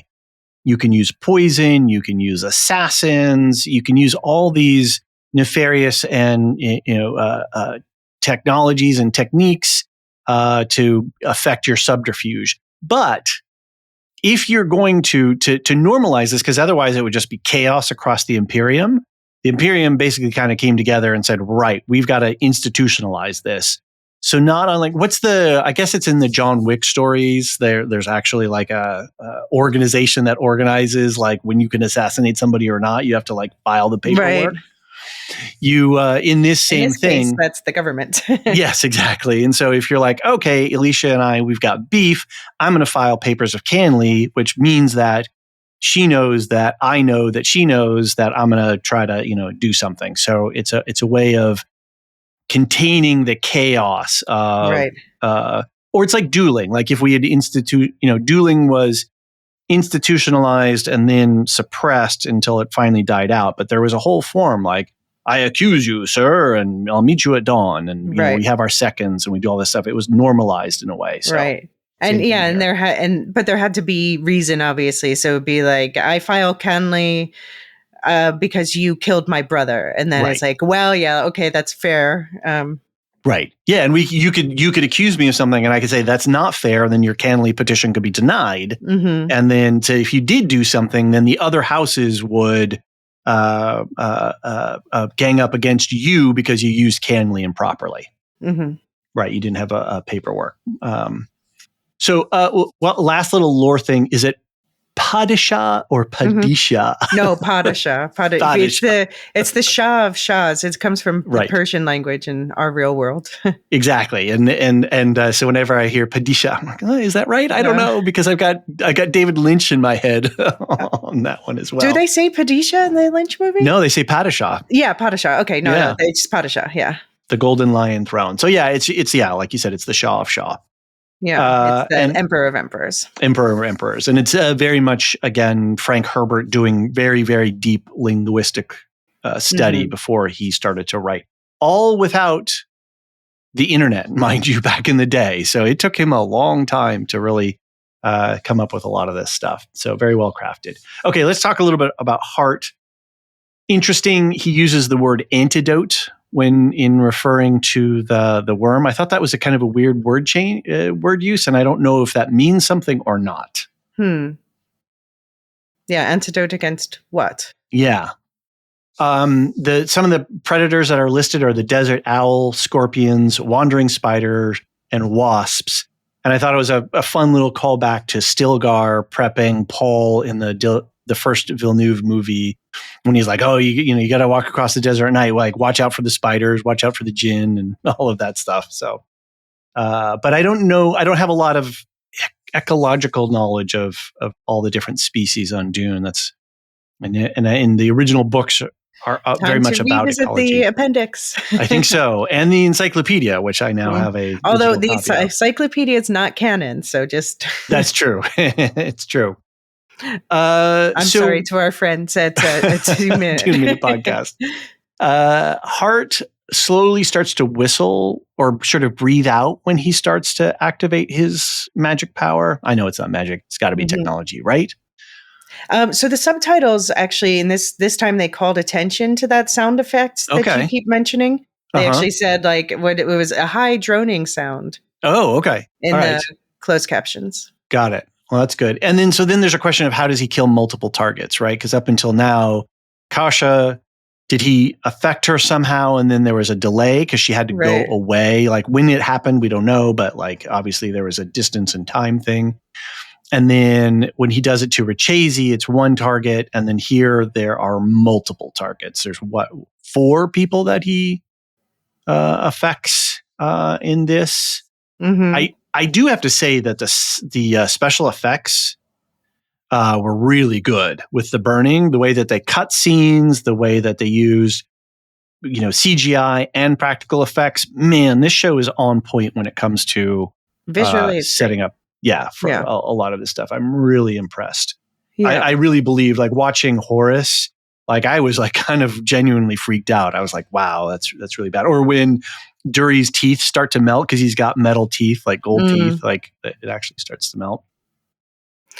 Yeah. So I think it's interesting that Desmond, he's endearing himself as a martyr to Haviko because we talked about him touching that page from Kasha's book with reverence. And now at the end, he's touching Desmond's shoulder in the same way. And it's like, you have a home here. So Desmond, whether this is physically affecting him, which I guess it seems to be, he also realizes that he is that he's winning over Haviko by having actual physical pain and helping him. Like, I'm such a martyr. Right.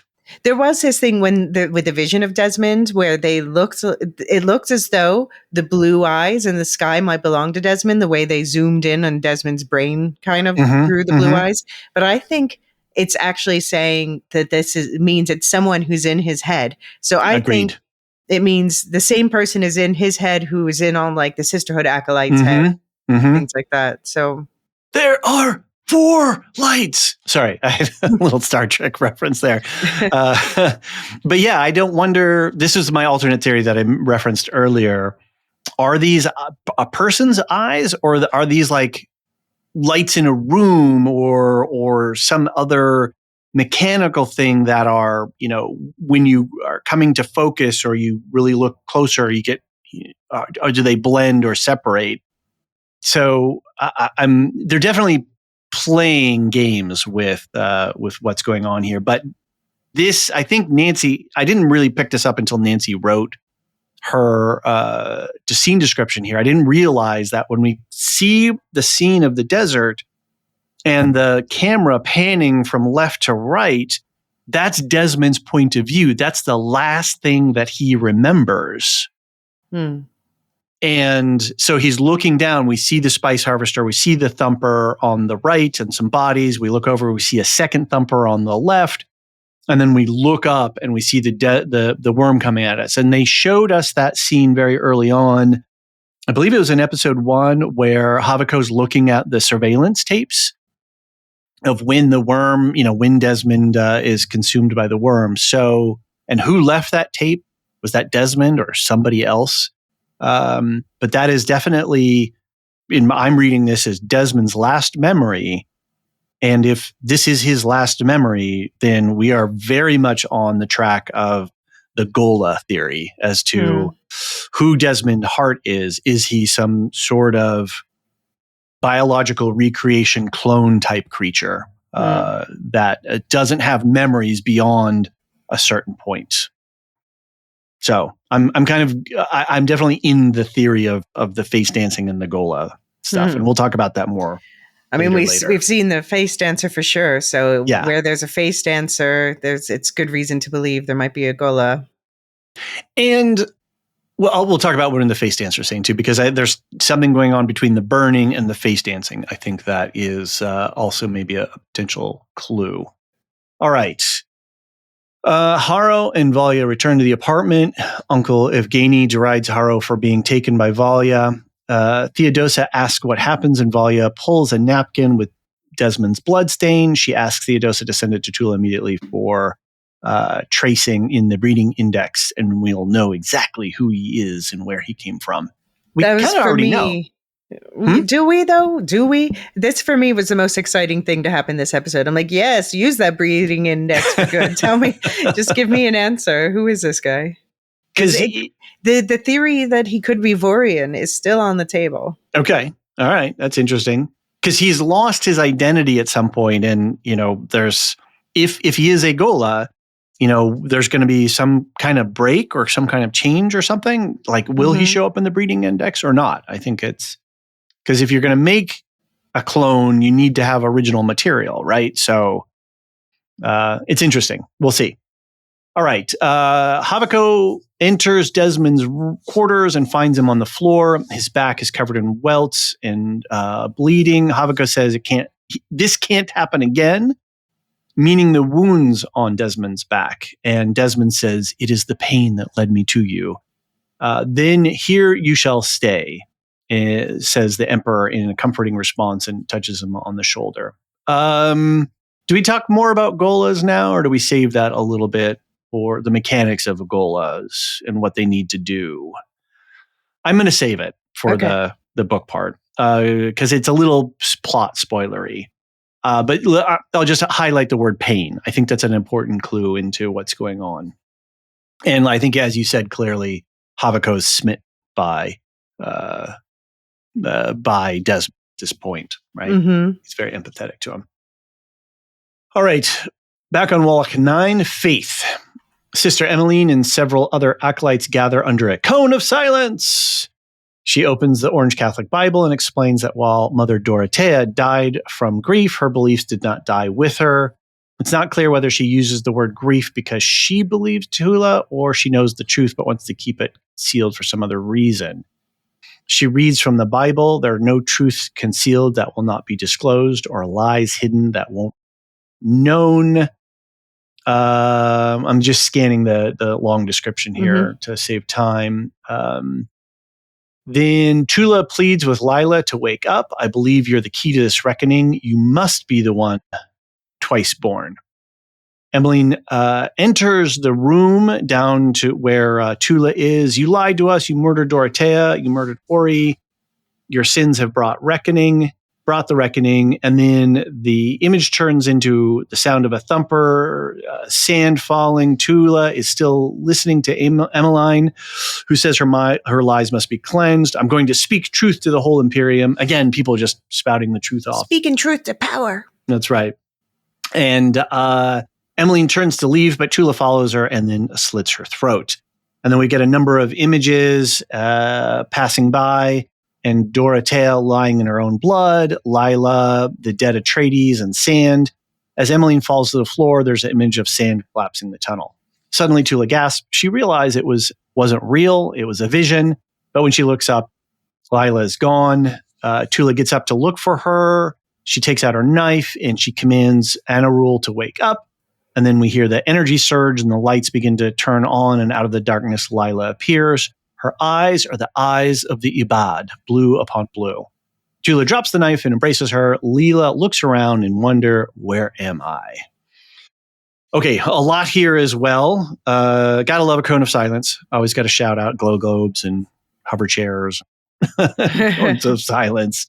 And I loved the Orange Catholic Bible. I loved seeing that sort of small print and her little finger magnifying glass. Do you want to just quickly remind everybody about the Orange Catholic Bible? So basically, there was not long before this, like a century before this, I guess, less.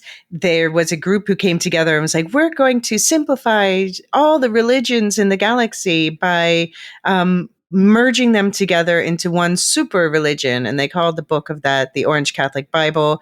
And when it first came out, there was just mass chaos. People were not happy with this. And the Seriously. the people behind it were getting killed and stuff. But then it settles down over time. And this becomes for millennia the main religious text of the galaxy. Yep. And we see, this is where I go to the theory that Dorothea is somehow involved in here, and that question of an abomination. And I won't go, I'll leave it a little bit light, and we talked about it before, but if you think that you suddenly now have awakened all the other memories in your mind and your genetic history, that some of those voices might be louder than others, and they all want the spotlight. Like that's what we saw in the visions of Lila when she was in the agony, was that they're all trying to crowd into and get her attention. And what happens if you lose control of that? And that's really where a lot of the training of a Reverend Mother comes into play, is being able to manage your mind and your body under that sort of assault from all of these other memories. And we certainly have this idea that Dorothea's truth, right? And they're hinting that here, there are no truth concealed that will not be disclosed, right? The truth will out. Mm-hmm. That Tula's sins against her sins, her deeds, her murders, and the things that they have done. It's hard to keep that in secret for a long time. So, yeah. So is Emmeline the new Dorothea? She's a new zealot in the Sisterhood, and I guess, is it just the dream that did this, or is there something else driving this? That's what I'm wondering, if there is a precedence in the later books for something like this kind of happening. But it's a stretch, right? I'm like, I'm not sure what you mean. The way that I don't want to say too much because which books? The latter books, the latter okay. OG books. Okay. Yeah, with when we see the sister, when we're further out into the universe and things are going on between sisters. Yeah, we have here the competing twice-borns, but now that so we have now that Tula has said that she's sure the twice-born is Lila. Now I'm like, well, is it? Now I don't believe that either. 100%. That would be a good misdirect if a writer wanted to confuse us and throw us off the scent. So, and that's where I think I definitely. I don't know if it's because I'm overanalyzing, but I definitely feel the writers here, right? As opposed to other shows where it's a little bit more subtle. Anyway, let's wrap it up. Transformation. Valia and her uncle argue about the past, causing another coughing fit. She keeps his nebulizer out of reach. I will not apologize for what I did, and I will not apologize for my strength. If you had the courage to follow, it wouldn't be the Sisterhood now that towers over the Imperium. It'd be House Harkonnen, which I think is really interesting because it's like, what's Valia's motivation here, right? Domination for the sake of domination, or for her family? If Gainey dies and Valia hears whispers and her name being called, she turns to see Griffin and rushes to embrace him. I understand now what it took for you to come back here. If you're willing to make the sacrifice, so will I. I'll do whatever you need me to do. When asked Valia if she pushed him too far, he assures her that everyone makes their own choices, including me. Valia holds Griffin's face in her hands, and it appears to change. And Theodosa, then the figure walks away, goes into the room, and Theodosa starts to cry out in agony and pain as she transforms back into herself from the form of Griffin. So, this one, I remember we were on the live watch. We have a special chat in the Discord for folks who get to watch the episode live when it first airs. And people were just like, what just happened? What is this episode? And these writers in this episode, like I said before, they really enjoy bringing us to this big dramatic tension right at the end of the episode and then moving on. So were you surprised by what we saw here? Well, I thought, when Griffin first walked in, I'm like, oh, is she hallucinating or something? That's what I thought. And then obviously, she has this whole thing where she gets, it almost felt like Valia absolving herself with Theodosia's help. Mm-hmm. It reminded me, I don't want to do any Penguin spoilers, but it reminded me of something at the end of that episode where someone tells someone else to pretend to be another person and say nice things. And yeah, and you know, she's like, I understand now. So it makes me wonder, like, it makes me think about Valia. Like Theodosia is like, I have this one condition that I will not do this thing. And Valia is like, you have to do this thing. And then what she forces her to do is to pretend to be her brother so that Valia can feel better about everything. Because you notice earlier in the episode, well, she says to her uncle, Griffin was my only equal, which first of all, ouch to Tula. And then her uncle says, you took Griffin from us, then poor Tula. And she says, I did nothing to Tula. So it's interesting. She does not clap back on the Griffin part. So she's feeling guilt about the Griffin thing. So she forces it's acolyte to go through this painful thing she says she doesn't want to do for something so petty as making herself feel better. And apparently that's who this version of Valia is. So it was straining my credulity a little bit for Theodosia to turn into Griffin, because if it's so painful in such a taxing moment, why would you waste it on doing something that you could just say? But I get that the writers wanted to show us this to prep us. So, but I think it's like for Valia, you know, that it just shows how selfish Valia is, and that Valia wanted to see her brother's face say that, not just Theodosia's face. That's true. That's a lot of empathy from Theodosia to overcome her one condition. Yeah. Yeah. And it shows a lot of Theodosia's opinions about Valia, that she'd be willing to go through that agony for Valia to make her feel better. So it's quite an intimate moment. I don't think she did it out of kindness. I think that this is showing that Valia is a terrible person. I like the comment about Valia's selfishness. I think that's a really on point thing. She is very selfish. And pour one out for was Mark Addy. We hardly got to get you, but man, he's just eating the scenery in this thing when he's launching his invectives at her. It was good. It was a forceful performance, and it was a really dramatic moment between uncle and niece here. So I enjoyed that. And man, Valia and Tula, they're really wolves, aren't they? Like they really are. They've got some things to answer for coming up this. Okay. So I'm going to point this out now, and we can talk a little bit more later in the book thing. But in terms of theories of what's going on, I'm seeing a potential connection between Desmond and Theodosia here in terms of this inner heat thing. So as she's transforming, it looks like she's burning like Desmond was, the people that were being burned by whatever Desmond is doing to them. And so there's some commonality there. And does that indicate a linkage, or am I seeing, Markleys and shadows here? Am I seeing things that, don't necessarily line up, but I don't know. I think there's something there because there's this heating up of the body thing that's going on. So is it the same kind of technology, same basis in technology for how Theodosia and how Desmond are each operating? Is there a connection between them? I think that's potentially interesting topics.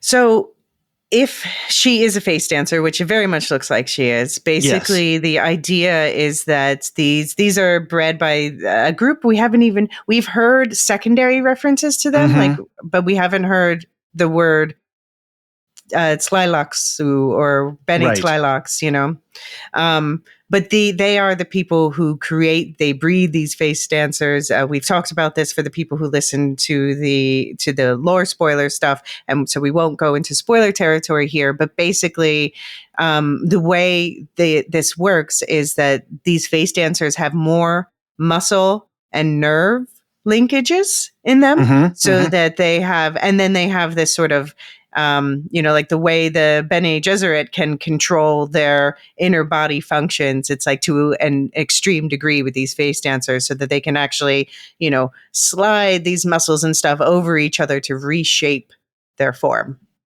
And that, the way it's described looks very much exactly like what we saw with Theodosa in this episode. So I think it's safe to call her a face dancer. But then, yeah, that just raises more questions. They have only 2 episodes to answer. and this is where I see the linkage between this show and the Villeneuve movies. Because if they're going to do certain things if Villeneuve is going to do certain things in the 3rd movie, then this show could potentially be laying groundwork for what we're going to get exposed to in the 3rd movie. So we'll see. All right. Well, that wraps the episode. So let's take a quick break. And then when we come back, we will get into listener feedback.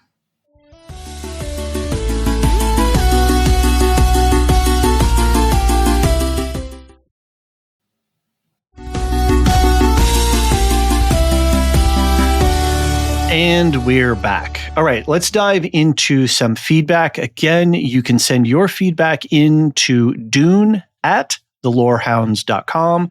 Voicemails are encouraged. You can either use your voice memo app on your smartphone or go to our website and use the voicemail tool there. We also have a Discord where we have individual channels for each episode. You can leave messages there, and Nancy will sort of curate that. And then you may get answers back or questions back from Nancy if you send in emails, to clarify things. But gosh, Nancy, you are really a hero of the Imperium. Thank you so much. You have made Elysia and I's lives much, much easier. And I hope you're having fun, because you seem to be having fun. But man, thank you so much. It's a massive help. All right. Let's get into it. Do you want to read Abby's first message? She says, everyone is tripping, including the audience. Did they slip some spice in my tea? I wondered for a moment while sipping my Earl Grey. We had an Ixion. We had a face dancer, creepy but cool kind of. Forbidden tech. Was Valya's iPhone also forbidden, or just a dumb phone, not a quote-unquote smart one? Why did she have to destroy the SIM card? Do they consider every piece of tech as a thinking machine, even if it's just a dumb tool? And Desmond Hart, leaving the blood was deliberate. And yeah, I think we've touched on all this, but she sums it up nicely. And I wish someone would slip some spice in my tea. Oh, and I forgot to mention the category of this section of the feedback is "What a trip?" ? And we had, a lot of people. Was commenting that his head was spinning. Aaron K said that he's not feeling it like other people are. He said this episode might have been the straw that broke the back for me. Episode 3 had me fully on board for the journey, and now I'm feeling shaky. Flamboyant Gatekeeper says the episode was absolutely nuts. And opposite of Aaron, where last week's episode, they thought it dragged an hour-long flashback, but now is fully back and involved and excited about it. And let's see, Maureen says, I'm intrigued by the show, but I'm not totally hooked. I read the first 2 books and I've seen all the adaptations. The things seem to be coming out of left field. I wonder if the show appeals more to people who have read all of the books. I like the acting and I'm curious about the story, but it hasn't totally reeled me in. There are no redeeming characters. I'm not sure the world building has been established enough for non-book readers. So again, it's going to that point of if for some people the show is absolutely hitting, and for other people it's like shaky. Nobody seems to be completely throwing it out. People are staying engaged, but it's questionable at episode to episode. I think it also depends. I think actually book readers are less inclined to like the show because they're making us nervous. Yes. They're playing with things. And I said this on our mid-season check-in with the Dune Minute podcast, it feels like the writers read the source material, but do they understand it? They're using it, but are they using it the right ways? I still wonder if there are people who understood the material writing the first draft, and then they brought in other people who mucked it up. That's not a bad theory. We've seen that happen before, especially on the show the Marvel show that shall not be named.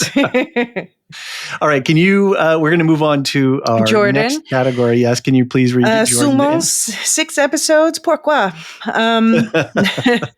Jordan says this story is very condensed. Why just 6 episodes, HBO? Pourquoi? I'm left wondering if the story building leading up to this episode was clumsy or brilliant. It finally had me fully captivated until DDD. What is Desmond something? I'm not sure what that, Let us know, Jordan. I both loved and hated watching the machinations of the Sisterhood at work and guiding the Landsrad. Was great to see. That's what they do so effectively. But they're known for being covert, and this was way too rushed and overt. Sigh. Give them more episodes. And Tuka, I didn't want to rewrite the show and found this episode much more enjoyable and coherent than the previous 3. It just oddly feels as if there is both a lot going on and yet nothing all at the same time. Oof, HBO, we need longer seasons. And I don't know that I think length of season would help, but I agree with a lot of the points. Although for me, the first episode was still my favorite because I think the promise lay before me. And I'm like, ooh, teases, where are we going with this? Yeah. And they did a really good job of the first episode of bringing in all the lore bits and then setting the stakes. I thought episode 1 was really a good job. And I just feel for so many productions, because this one had so many changes in terms of showrunners and writers and actors and strikes and, all of it's COVID and all of this stuff. So we've seen that double whammy of COVID and the strikes really mess with shows badly. And so hopefully we're starting to iron some of that stuff out. All right. The next category, I love Nancy's category titles. Desmond Hart, Peanuts, Pigpen, and Polarizing. Abby says the costume department better give Desmond a new outfit for the next episode. I'm with you, Abby. Zatoichi says, I'll admit I like Desmond's look. I'm so badass. I don't need to look fancy. I'm a soldier boy, and I don't care about your high society stuff. Love it. Exactly. Marilyn. Exactly how I interpret his costuming. That's right. Marilyn says, I think Hart is demonstrating his absolute power over the Emperor. He doesn't have to conform to any dress codes. He's made himself indispensable. They're really digging into the Rasputin vibes. I did love the image of Desmond presenting all the scorpions fleeing in the face of Shai Hulud. A nice metaphor for how one's lesser fear flees before the terror. And I wonder why Hart bled as a result of the executions. I hope there's a solid explanation than mere plot devices of getting some of his blood into the hands of the Sisterhood. Yes. So it is definitely more propaganda. What's that? I think it's more propaganda. What's propaganda? What's the bleeding? The look at my blood. I'm a martyr. Right. And it's very that idea of martyrdom and bleeding and Christ-like sacrifice. Look, I'm sacrificing for myself for you. Yeah.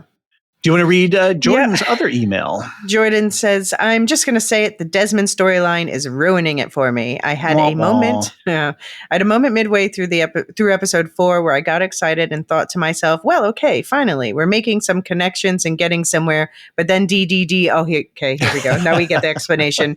Debbie Downer Desmond stepped in and ruined my excitement. Your initial thoughts on this magic-like immolation being out of place were spot on. It just doesn't fit, in my humble opinion. And despite being a fan of Vikings and being one of those rare and weird superfans of Raised by Wolves, the casting... That is a rare space. I watched the first season and it was okay. The casting of Fimmel in yet another more or less similar role is very off-putting. Needless to say, he's killing the mood for me. Alor, I'm very eager to hear your lore coverage, as well as un gros merci for all your hard work and giving us these consistently amazing podcasts. Cheers, mes amis. Well, thank you very much. Thanks, Jordan. We appreciate it. Appreciate you always writing in. You're a faithful fan. Yeah, Fimmel definitely has gotten boxed into a weird position of who he's playing. But is that just his shtick? Because I was really impressed by the way he portrayed Ragnar. Mm-hmm. But now that I've seen him only play the same character 3 times, I am, less impressed. Yeah. It's it fits the character, but it's just like, okay, well, you know, and a poke him with a stick, do something else. And I wonder if they let him speak in his native accent, if he could do something else. Just let him be Australian. Quick comments from Rocky Zim. What an episode. I like Desmond's speech and his animations of the scorpions. Desmond definitely has his own plans, trying to gain control of the Imperium, taking down the Sisterhood. One thing we didn't mention, I posted this on Blue Sky. There's a side shot of Desmond's face, and his eye is definitely sort of occluded, or it's kind of got a blue tinge to it. And so they're definitely being very clever about, you know, who Desmond is and how he's operating. And I feel like they're saying that the blue-eyed eyes in the sky that we keep seeing, that's inside his head. Yeah. I think it's a good point. Eon wraps it up saying, I found Fimmel's acting this episode disconcertingly mannered in a way that took me out of the episode. So there you go. We've got back and forth. All right. Okay. Everything she does is magic. Do you want to read Flamboyant Gatekeeper's first entry in this category? Says, I think it's now fully confirmed Desmond is a machine, right? Curious to hear where all this lands on a magic scale. Yeah, I mean, I wouldn't say it's fully confirmed, but we do at least get acknowledgement of that whirring sound. That's I don't know the lore particularly well, but the whole magic and Dune doesn't go together seems a bit untrue to me. What the Bene Gesserit is doing is magic, however much they want to sell it as being in control of the body. Restructuring molecules isn't about awareness, that's magic. And I would say, you know, that's science fiction. Science fiction is about that borderline where, you know, all science advanced enough appears as magic to those who don't understand Arthur C. Clarke. it. Mm-hmm. And that's, and of course, you know, science fiction, the fiction part is the fact that we're going beyond, but at least in the books, everything there is a sound basis. Like there is, there are people who do deep meditation in our real world and can control their heartbeat or things like that. So it's an extension of real scientific principles. And that's why I'd say, at least in the books. So that's why, you know, we say that they're making it more like magic. There's no channeling like in the Wheel of Time. Right. There's no force like this. Yeah. Right. In the Star Wars. Yeah. Right. And even though both of those borrow heavily from Dune. Exactly. And I think it's a really fascinating continuum coming from Tolkien through Asimov, through Herbert, and then into Lucas and Jordan, and so many others, where we have these through lines of these, you know, interesting questions of science and of technology, of magic. And I think Frank Herbert was definitely in the, you know, had Arthur Clarke's, you know, any sufficiently advanced technology is indistinguishable from magic, from that quote in 1962. So it's about the same time. So, you know, they're all dealing with the same stuff. And I think Herbert really worked hard to try to not have quote unquote magic, but actually ground everything that he wrote. So. Right. Yeah. So Flamboyant Gatekeeper continues. Desmond Hart is a problem, as is Valya. Those two have superpowers. There's no way around it. Yeah. I mean, again, they do have powers beyond the average human, but he tries to ground it in. And I understand this is always like, I've been working on a novel for a long time that other people argue is fantasy. I'm like, it is science fiction. Let me explain. And so it's just people have this idea of where that boundary is when it's rather a hazy one when it comes to fiction anyway. Right. But Flamboyant Gatekeeper concludes, it does feel slightly out of place, but otherwise I'm fully on board. I'm engaged, slightly confused, and down for the ride, which is a good place to be. Yeah, I think a lot of us are. All right. Marilyn says, unless they resolve the question of how Hart is able to burn people, I'm afraid that we're going to be led down the path of believing that magic is a thing in the Dune universe, which I realize is rather anathema to many readers. I also think of my own frustration concerning Middle Earth. And remember, Marilyn's a Tolkien scholar and taught Tolkien for many years. And the ways that people interpret and understand elvish craft as magic. It's just not so, at least not that simplistic binary level. But for those who haven't read the books, it would certainly appear that way. I imagine for those who understand the nature of unusual occurrences in Dune to have a basis in science, this could be a frustrating retelling.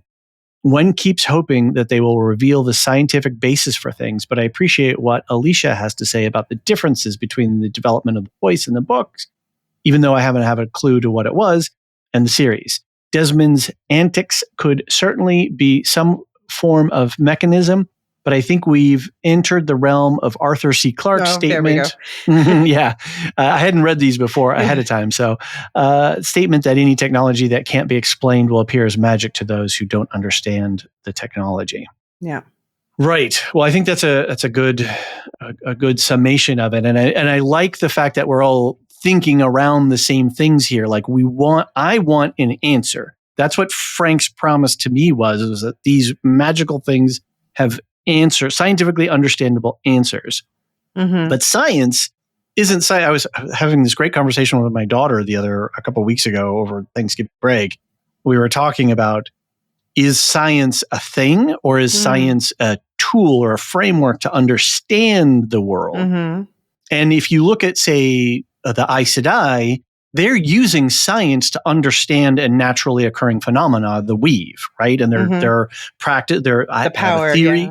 Yeah, I have a theory. This is how I'm going to test that theory. That theory proves true. How I can access the weave in these ways, right? That's science, right? Shall I move on to Nancy? Yeah, that'd be great. So, hand of the pod, Nancy M. says, there are a lot of mysteries attached to Desmond Hart. I noticed this one while watching episode 4. Early in the episode, Desmond is alone in his room. He rips a page from a book and sets it on fire. There's a close-up of the page, and the language and characters are indecipherable, but he's able to read the words, "What you seek is seeking you." Later in the scene, Emperor Haviko calls it the Sisterhood book. This led me down a sandworm hole. I see what you did there. I believe that the book he's holding is the Azar book, which, according to the Dune Wiki, is a Bene Gesserit compilation of religious and bibliographic information. Supposedly, it preserves the great secrets of the most ancient faiths. Yeah, specifically the sorcerer. Oh, she continues on. Sorry. The Azar book was written in the Azar language, which was a secret language used by the sorceresses of Rossack before the Butlerian Jihad. So how the heck was Desmond able to read what was in the book? What exactly is his connection to the Sisterhood? Is this one more of his magic powers? And yeah, this is my question is like, this is all, it's all true. So is this just the writers simplifying or being sloppy, or is there something we should be reading into this? I don't wonder if this isn't sort of an Easter egg for the Reddit detectives and the deep book readers to recognize that, because if you didn't know, I didn't know that this was that language, and I'm a reader. I think that's just a fun little nod to us. But then that would be a dumb one to do, because it just makes us ask the questions that Nancy's asking. How can he read? Right. And I think that then will play in, because once they connect the dots on him, then we'll go, aha, like now that makes sense. Or like now there's some mystery revealed. So I think it connects. Yeah. I just don't know. But I love the fact that Nancy's almost the third person in this podcast. Yeah, she absolutely is. Beetle. Well, and I love that Nancy, you have to update us on how your reading is going. I know she's been reading the prequel, the the Great Schools trilogy. Right. Okay, Aaron K. on the Discord. For me, the Sisterhood has begun to feel a little too fantastical, if that makes sense. I love the mysticism and power surrounding them in the main Dune story, but it feels like they're taking some of the agency and hard work away from them. Valia uses the voice as a random discovery rather than a product of evolution or development of the process through hard work. Feels a bit off to me. although I do love that it came to her in a moment of great need with Griffin. Overall, I just feel so conflicted on the show, especially with Desmond Hart's powers. There's so much to love, and the good moments hit so well for me, but then the bad moments pull me out of the story. I'm not giving up on the show, though. I have hope that episode 5 is going to bring me back. I think a lot. Yeah. Yes, Aaron, you are not alone in some of your summations. Yeah. All right. Valia's knife skills on display. Do you want to read Nancy's message? So Nancy says, while creating this episode summary, I noticed something I didn't while watching the episode live. Theodosa is worried that the thinking machine the rebels are set to release could kill everyone at the High Council meeting. However, Valia assures her she won't fail. As if to prove it, she throws the knife she was holding at the wall and kills a large insect that is crawling up the wall. I thought that was odd. But when Desmond takes over the High Council meeting, we get a shot of her putting the knife away. This leads me to believe that her plan was to get back into the Emperor's good graces, quote unquote, was to throw her knife at the quote unquote autonomous drone modified with the thermal bomb and disable or kill it. Her plan was to save the Emperor with her knife skills. Perhaps she got the idea when Desmond captured Pruitt's toy with his own knife at the engagement party. I buy into this. I think good observation, a good thought. There's a lot of knife play in this episode as well. Mm-hmm. There's scenes of knives, people holding knives. There's a knife on the table at one point. So yeah, I think they really are playing with it. There's even a scene in the trailer that we haven't got to yet with more knife work. So yeah, I think you're onto something, Nancy. I think that's a really good catch. They are being very tricksy, the showrunners, in layering a lot of this stuff in. Yes, they are. All right, next up, is there a Dune afterlife? Jasmine writes in an email, hey, Dave and Elysia, I'm really curious what the authors of Dune wrote about the afterlife in the world they recreated. Is the spice Lila enters during the agony a sort of purgatory for the souls of past mothers and sisters, or is it a punishment? Is the idea of soul even a thing? Are there different afterlives for good and bad people, including non-Bene Gesserit, however those categories are defined? Something I love about fantasy and Dune prophecy in particular are different depictions of spirituality. I wonder if Herbert or the other writers had anything to say about what happens to people after they die, and if you think we'll get more answers in the show. It's been fun learning about the world of Dune, and I love the Lorehounds shows as well, especially Silo and the Wheel of Time. Yay! You've got a fan, Jasmine. I know who Jasmine is. We interact a lot on social media. So great to hear from you, Jasmine. And yes, hi, Jasmine. Silo and the Wheel of Time. Everyone should be watching those too, especially. And we have a release date for Wheel of Time, right? Yes, March? We do, March 13th. You guys are this is going to be a busy year. I was just putting some lists together. Man, it's going to be brutal. I was just looking at okay, so that means it's 1 week after Oscar coverage ends, 2 weeks before Severance coverage ends, and it means it'll overlap with Andor for a month. Oh, man. Here we go. Here we go. This is not slowing down. Okay. Jasmine, I think I'm trying to remember in the OG books, there's never talk of an afterlife that I remember. They do talk about the mind and the soul of human beings as being holy and special. We certainly have religious things in the Orange Catholic Bible, but Frank Herbert never really goes into deep. I think in the appendices, he talks a lot about the Orange Catholic Bible, but in the main storyline, it's just an artifact that is around. And the other memories is not a purgatory in the sense that there are identities are captured in your genetic code and they're all there. They're all existing.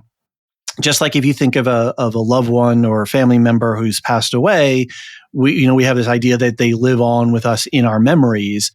That's what the other memories are, except that the sisters can activate a landscape where those other memories can have voice and actually, it's not even awaken. They're awake, but we can't hear them. I don't know. Right. Is that the right description? Right. Yeah. So it's this idea of looking back through your ancestors, so that's why I don't know if the show is breaking this lore or if we're going to learn something about Lila's parentage, but that's why in the books you only can do this until the moment of birth for the next generation, because that's when you separate from, the DNA giver, let's call your mother.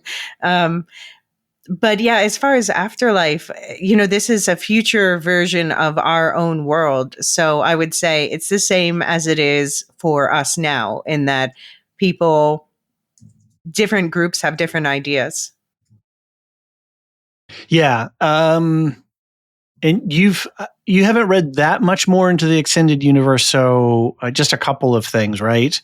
But I have looked it up. I mean, I know that it's after. I did look it up. I know that afterlife is mentioned just in the same way that it would be in our world, because it is our world. Like there's not some. Yep. It's not like they've made contact with the other side or something like that. Right. It's this is not Ghostbusters. Okay. Thanks, Jasmine. I hope to hear from you again some more. All right. Now we've got the random bag of thoughts about characters and stuff. Jean on the Discord says, is young Kyrian Atreides being protected as part of a larger plan? What role does Jen play in all of this? Those are both really good questions. Is Kyrian being protected directly or indirectly? Like I'm not sure, but we certainly have drawn a line. The official podcast said like that he is the son of Albert, right? Mm-hmm. And what role does Jen play in all of this? I think that's a really good question that we need to be paying attention to. Mm-hmm. Absolutely. Do you want to read Marilyn's next message? Yes. Our favorite Tolkien scholar says, why was Jen the only one who didn't dream? Good question, Marilyn. Why does she appear to be so immune to so much? Why is no one attempting to bring her into conformity? I keep wondering why the whispering doesn't drive the mothers mad. Yeah, I guess it just becomes part of your... The sisters are showing excellent examples of the way that deep fear leads to absolutism and fundamentalism. They could also definitely use more light in their quarters, both physical and metaphorical. As predicted, Lila has blue eyes now, one of my favorite lines, both in this episode and outside, particularly when it comes from women. I will not apologize for my strength. Say it, sister. Mm-hmm. I found it interesting that the imperial breakfast table is set in a bit of open-air architecture that looks like the ribs of a ship or of a whale. I thought the whale was associated with the Harkonnens. Yeah, very interesting. I thought the Empress's headdress was very Byzantine, and I liked the way the Crown Princess's headdress was shaped with the same framework as the Empress's headdress. And yeah, she did say something at the wedding about how her veil was based on her mother's. And yeah, the costume and props have been on point in this show. Just everything looks so good. So good. Yeah. So well thought out too. Yeah. And Marilyn says, I consider myself adjacent to the non-book readers as I only ever read the first one, yet I'm finding the whole thing excellent, very compelling. Usually I tend to feel uncomfortable if all we're getting is characters of varying shades of gray. If I thought about it, I guess I would say the Atreides guy is pretty clearly intended as good, as is Princess Inez. I can even have the compassion for Valia, and I think that speaks volumes to the acting abilities of Emily Watson. Yeah, they're giving us a variety of characters, but I think somebody else said before, they're like, "Ooh, I don't have anybody that I can attach myself to," and we were attached to Valia and Tula, but now they've kind of made us to really think about, wow, they've done some horrific stuff. Right. I guess that's what they're going for, is like have empathy for this is the year of having empathy for the villains, because it's dark times out there. Some of us are in the middle of our villain origin era. Well, and we need a villain to bring us out of the darkness in Skeleton Crew, right? I haven't watched episode 3 yet. I think my wife and I are going to watch it later this week. Was it good? Yeah. Was it good? Yeah, it was good. It was good. It's a lot. I'm all in on Skeleton Crew. I love Skeleton Crew. Jordan M. Before I drop the mic, Uncle Harkonnen, Yevgeny, dude, if you have a severe respiratory, I've not pre-read this email. If you have a severe respiratory condition, when would you depend on your puffer to live? Why the hell wouldn't you have that on your person at all times? The nurse in me cringed. So I guess Jordan works in the medical field. So I get the point. Yeah. It's pretty funny. Jordan has spoken about being a nurse before, but yeah, I don't know. I guess Like a lot of people keep it in their bag or something like that. But yeah. Yeah. Okay, so the last few emails that we have here, last couple of comments are spoilery, so we'll save those for the spoiler section. At this stage, we're going to wrap things up for the main episode. We will give our shout outs and our thanks and all that kind of stuff. We'll play the credit music, and then we will come back and we'll talk about some more booky, spoilery weirdness stuff. So hang tight if you're into that kind of thing. Elysia, what have you got coming up in your world? You've got some Will Shift Dust. You've got some Wicked. I think you finally saw Wicked. Yeah, so we're recording Wicked on Friday, and I'll get that out as soon as possible. But yeah, Awesome. I'm very, very deep in Silo, just pumping out as many Silo, especially pre-producing for the holidays. We are also, Luke and I are, in addition to the Christmas coverage that we're doing on the Lorehounds with the Netflix stuff on Will Shift Dust, Luke and I are doing deep coverage of A Christmas Carol. Nice. So we have multiple episodes of A Christmas Carol coming out. And then we had a little bit of a Christmas party with our good friend Anna Claus, who guested along with John's spouse, Maya, and you and I. And we talked about Hot Frosty and Our Little Secret, two of Netflix's holiday rom-com movies out this year.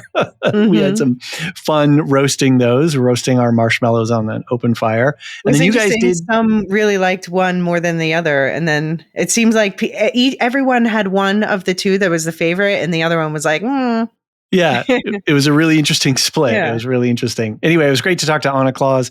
And then you guys have also put out for subscribers the Princess Switch? No, well, first, A Christmas Prince is out now, and A Princess Switch is coming. I can't keep all this royalty in line. I also just released a Star Trek 45th anniversary podcast with our good friend Ian from the Captain's Pod. We go for about 2.5 hours of just deep into Star Trek, and it was a lot of fun. And we'll look forward to some future projects there. I think John and Marilyn are going to record some stuff for Skeleton Crew, and I know you would be there if it were not for Silo. Right. I sent in a voicemail for the first 2 episodes, and now that the third's going to be included, I'll send in a second voicemail for that. Sounds good. Anything else that we want to touch base on, or let's get into thanking our subscribers and supporters? I swear the Star Wars Canon Timeline podcast is going to get my full attention in January once I'm done drowning in other stuff and also other work stuff, Yeah. We still have to, the real life stuff. So do you want to shout out our Discord server boosters and our lore masters? And I want to say this is real life stuff for me. The podcasting, I take it very seriously. Right. You do. So that's true. A little lo-fi music for you. So here we go. All right. Thank you to our Discord server boosters, Aaron K, Till of the Thriller, Dork of the Ninjas, Doob71, Athena, Jalea, Tina Q, Listu, Nancy M, Ghost of Perdition, and Richard W. Thank you to all of our listeners. Thank you especially to our Lorehounds, and thank you most especially to our Lore Masters, our highest tier of subscribers. Samartian, Michael G, Michelle E, Brian P, SC, Peter OH, Bettina W, Adam S, Nancy M, Doob71, Brian 8063, Frederick H, Sarah L, Gareth C, Eric F, Matthew M, Sarah M, DJ Miwa, Andra B, Kwang Yu, Deadeye Jedi Bob, Nathan T, Alex V, Aaron T, Sub-Zero, Aaron K, Dally V, Mothership 61, Gnarls, Kathy W, Listu, Jeffrey B, Elysia U, Neil F, Ben B, Scott F, Stephen N, and always last, Adrian. Thank you to all of you. You make it possible for us to keep doing this. All right, stick around for the book spoilers. The Lorehounds podcast is produced and published by The Lorehounds. You can send questions and feedback and voicemails at thelorehounds.com/contact.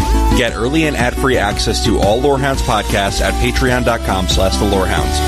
Any opinions stated are ours personally and do not reflect the opinion of or belong to any employers or other entities. Thanks for listening. Okay, here we go. Let's dive into the feedback here really quick. Shane on the Discord says, starting to think the voice in the blue eyes they all hear and draw is Leto the Second, Leto 2, but I guess it could also easily be Paul Atreides. And Jordan says, Desmond Hart's blue eyes must be the God Emperor, right? That would be a brilliant and potentially help explain the Dune Villeneuve-verse, a shout out to Quebec, for future films. It's also a bit out of the blue for those not familiar with the story. And if they aren't Leto's eyes looking back on the past and guiding the Sisterhood, then it equally doesn't make much sense. Hence my thoughts on the clumsy versus brilliant writing. Speaking of those eyes, holy Shai Hulud, that drawing scene was phenomenal when they poetically pointed out the moment that Tula lost control of the acolytes, whilst I'm presuming Leto took over. Phew, that gave me chills. God is watching, God is judging. Ooh, girl, shivers. What a gripping moment, and Tula steals every scene. I guess my overall quibble is that those eyes really need to be Leto, but at this point, the Villeneuve-verse, that would be the point. But at this point in the Villeneuve-verse, that would be a bit weird. Oh, and that face dancer reveal, I can only hope that she's a mutant of sorts and thereby the original genetic source for the Bene Tleilax clones. If not, it makes even more Swiss cheese out of this timeline. So I'm just scanning the rest of the feedback. Okay, that's other stuff. So let's talk about it. Do you want to start with the God Emperor and the Golden Path? Do you have any thoughts there? I mean, I just, nothing new to add. Just, it seemed that they have been referring to him. They've used the word God. I think, they've used several words that seem to be referring to later books. But now I'm like, we're so deep into the show. Can they bring in, they've just introduced face dancers. So, and we still haven't even heard about the, I can say this word. Yes. It's a hard one. So I just don't know how much they can bring together. What's come to my attention as I look this up is, so we've talked about the Gola, or are sort of clones that are taken, where the cells are taken from after the person's death. Right. And so they contain the death memory of the person. They remember dying as well. It once that's unlocked, and Right. But clones exist also, and it's basically the same thing, but the cells are taken while the person is still alive, so they don't remember their death. So what if Desmond were a clone instead of a Gola? Right.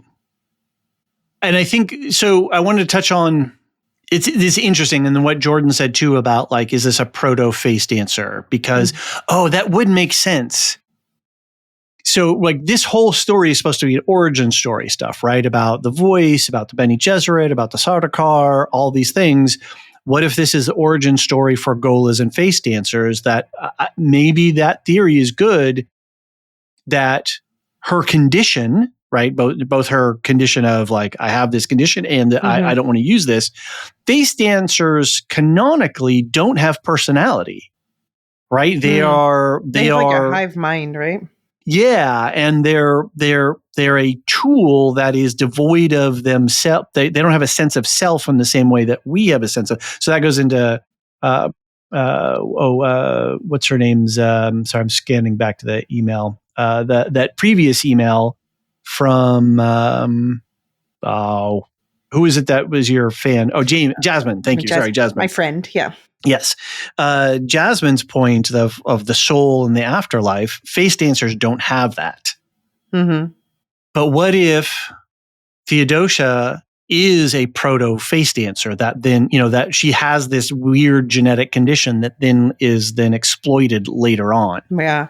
Maybe we'll find out she's from Bene Tleilax or something, because then later there are no more women's.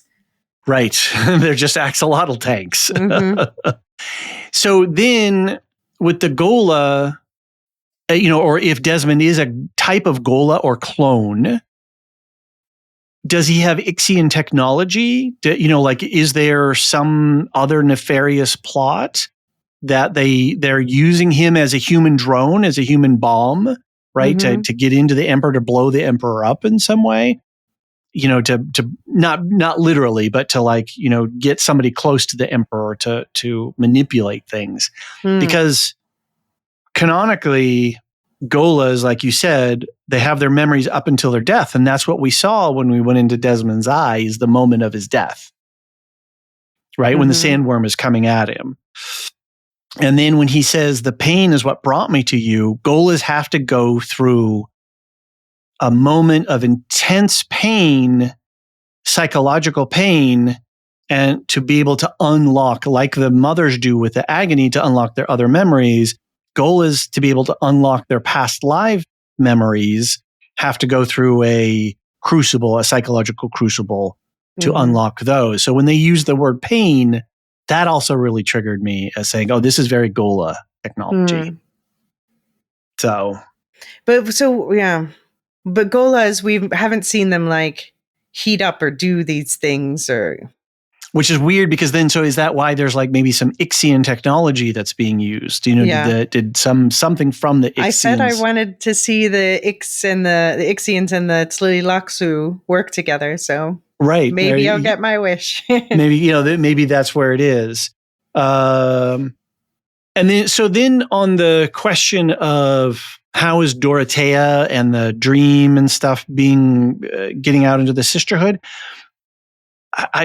I think I talked about this last time. There's a way for sisters to transfer memories.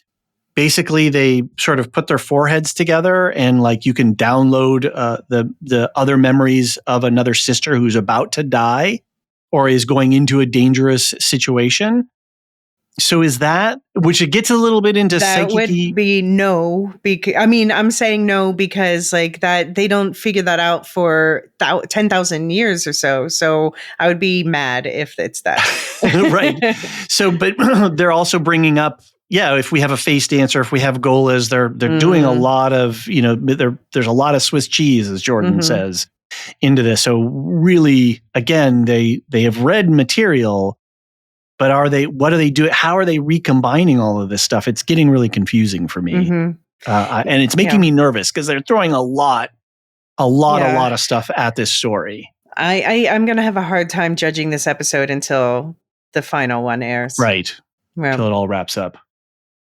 I think that's it. Other than, I think the last thing, like I was saying, is if Desmond is a clone, a Gola, and are these mechanical lights, are they God? Because it's weird because the sisters are experiencing it, but Desmond is experiencing it. But is Desmond experiencing the medical procedure of him being revived? And are those lights the lights of the operating room or something like that? Or of his conditioning? There are 4 lights. Sorry, I had to do my Picard again. It's not very good. Is that one of those things where they're being tricksy? Like, oh no, it really wasn't a blue-eyed God, God Emperor, but it's really, he was on the slab in the room where he was being grown or rebuilt, and those are the lights in the ceiling or something like that. Yeah. So that's my new I hope they don't go that direction. All right. Anything else? No, I'm just, this one has me in hold pattern. Like, I'm not mad at it like I was at episode 3. You were salty last episode. There were just character issues that I really have still, if I think back on it, I'll get mad again. But this episode was more like on track for me. I'm intrigued. I am eager to see how they're going to wrap this up in 2 episodes. And I feel like I'm not going to be able to really judge until it's done. Right. Oh, one other thing about, I'm with you, I think, in large part there. Like I'm just sort of got my, I'm biting my fingernails and holding on. I posted this in the Discord. There is a scene at the episode 1 where Desmond is walking into the palace, and he's got a little piece of black cloth in his hand, and I grabbed a screenshot, posted that.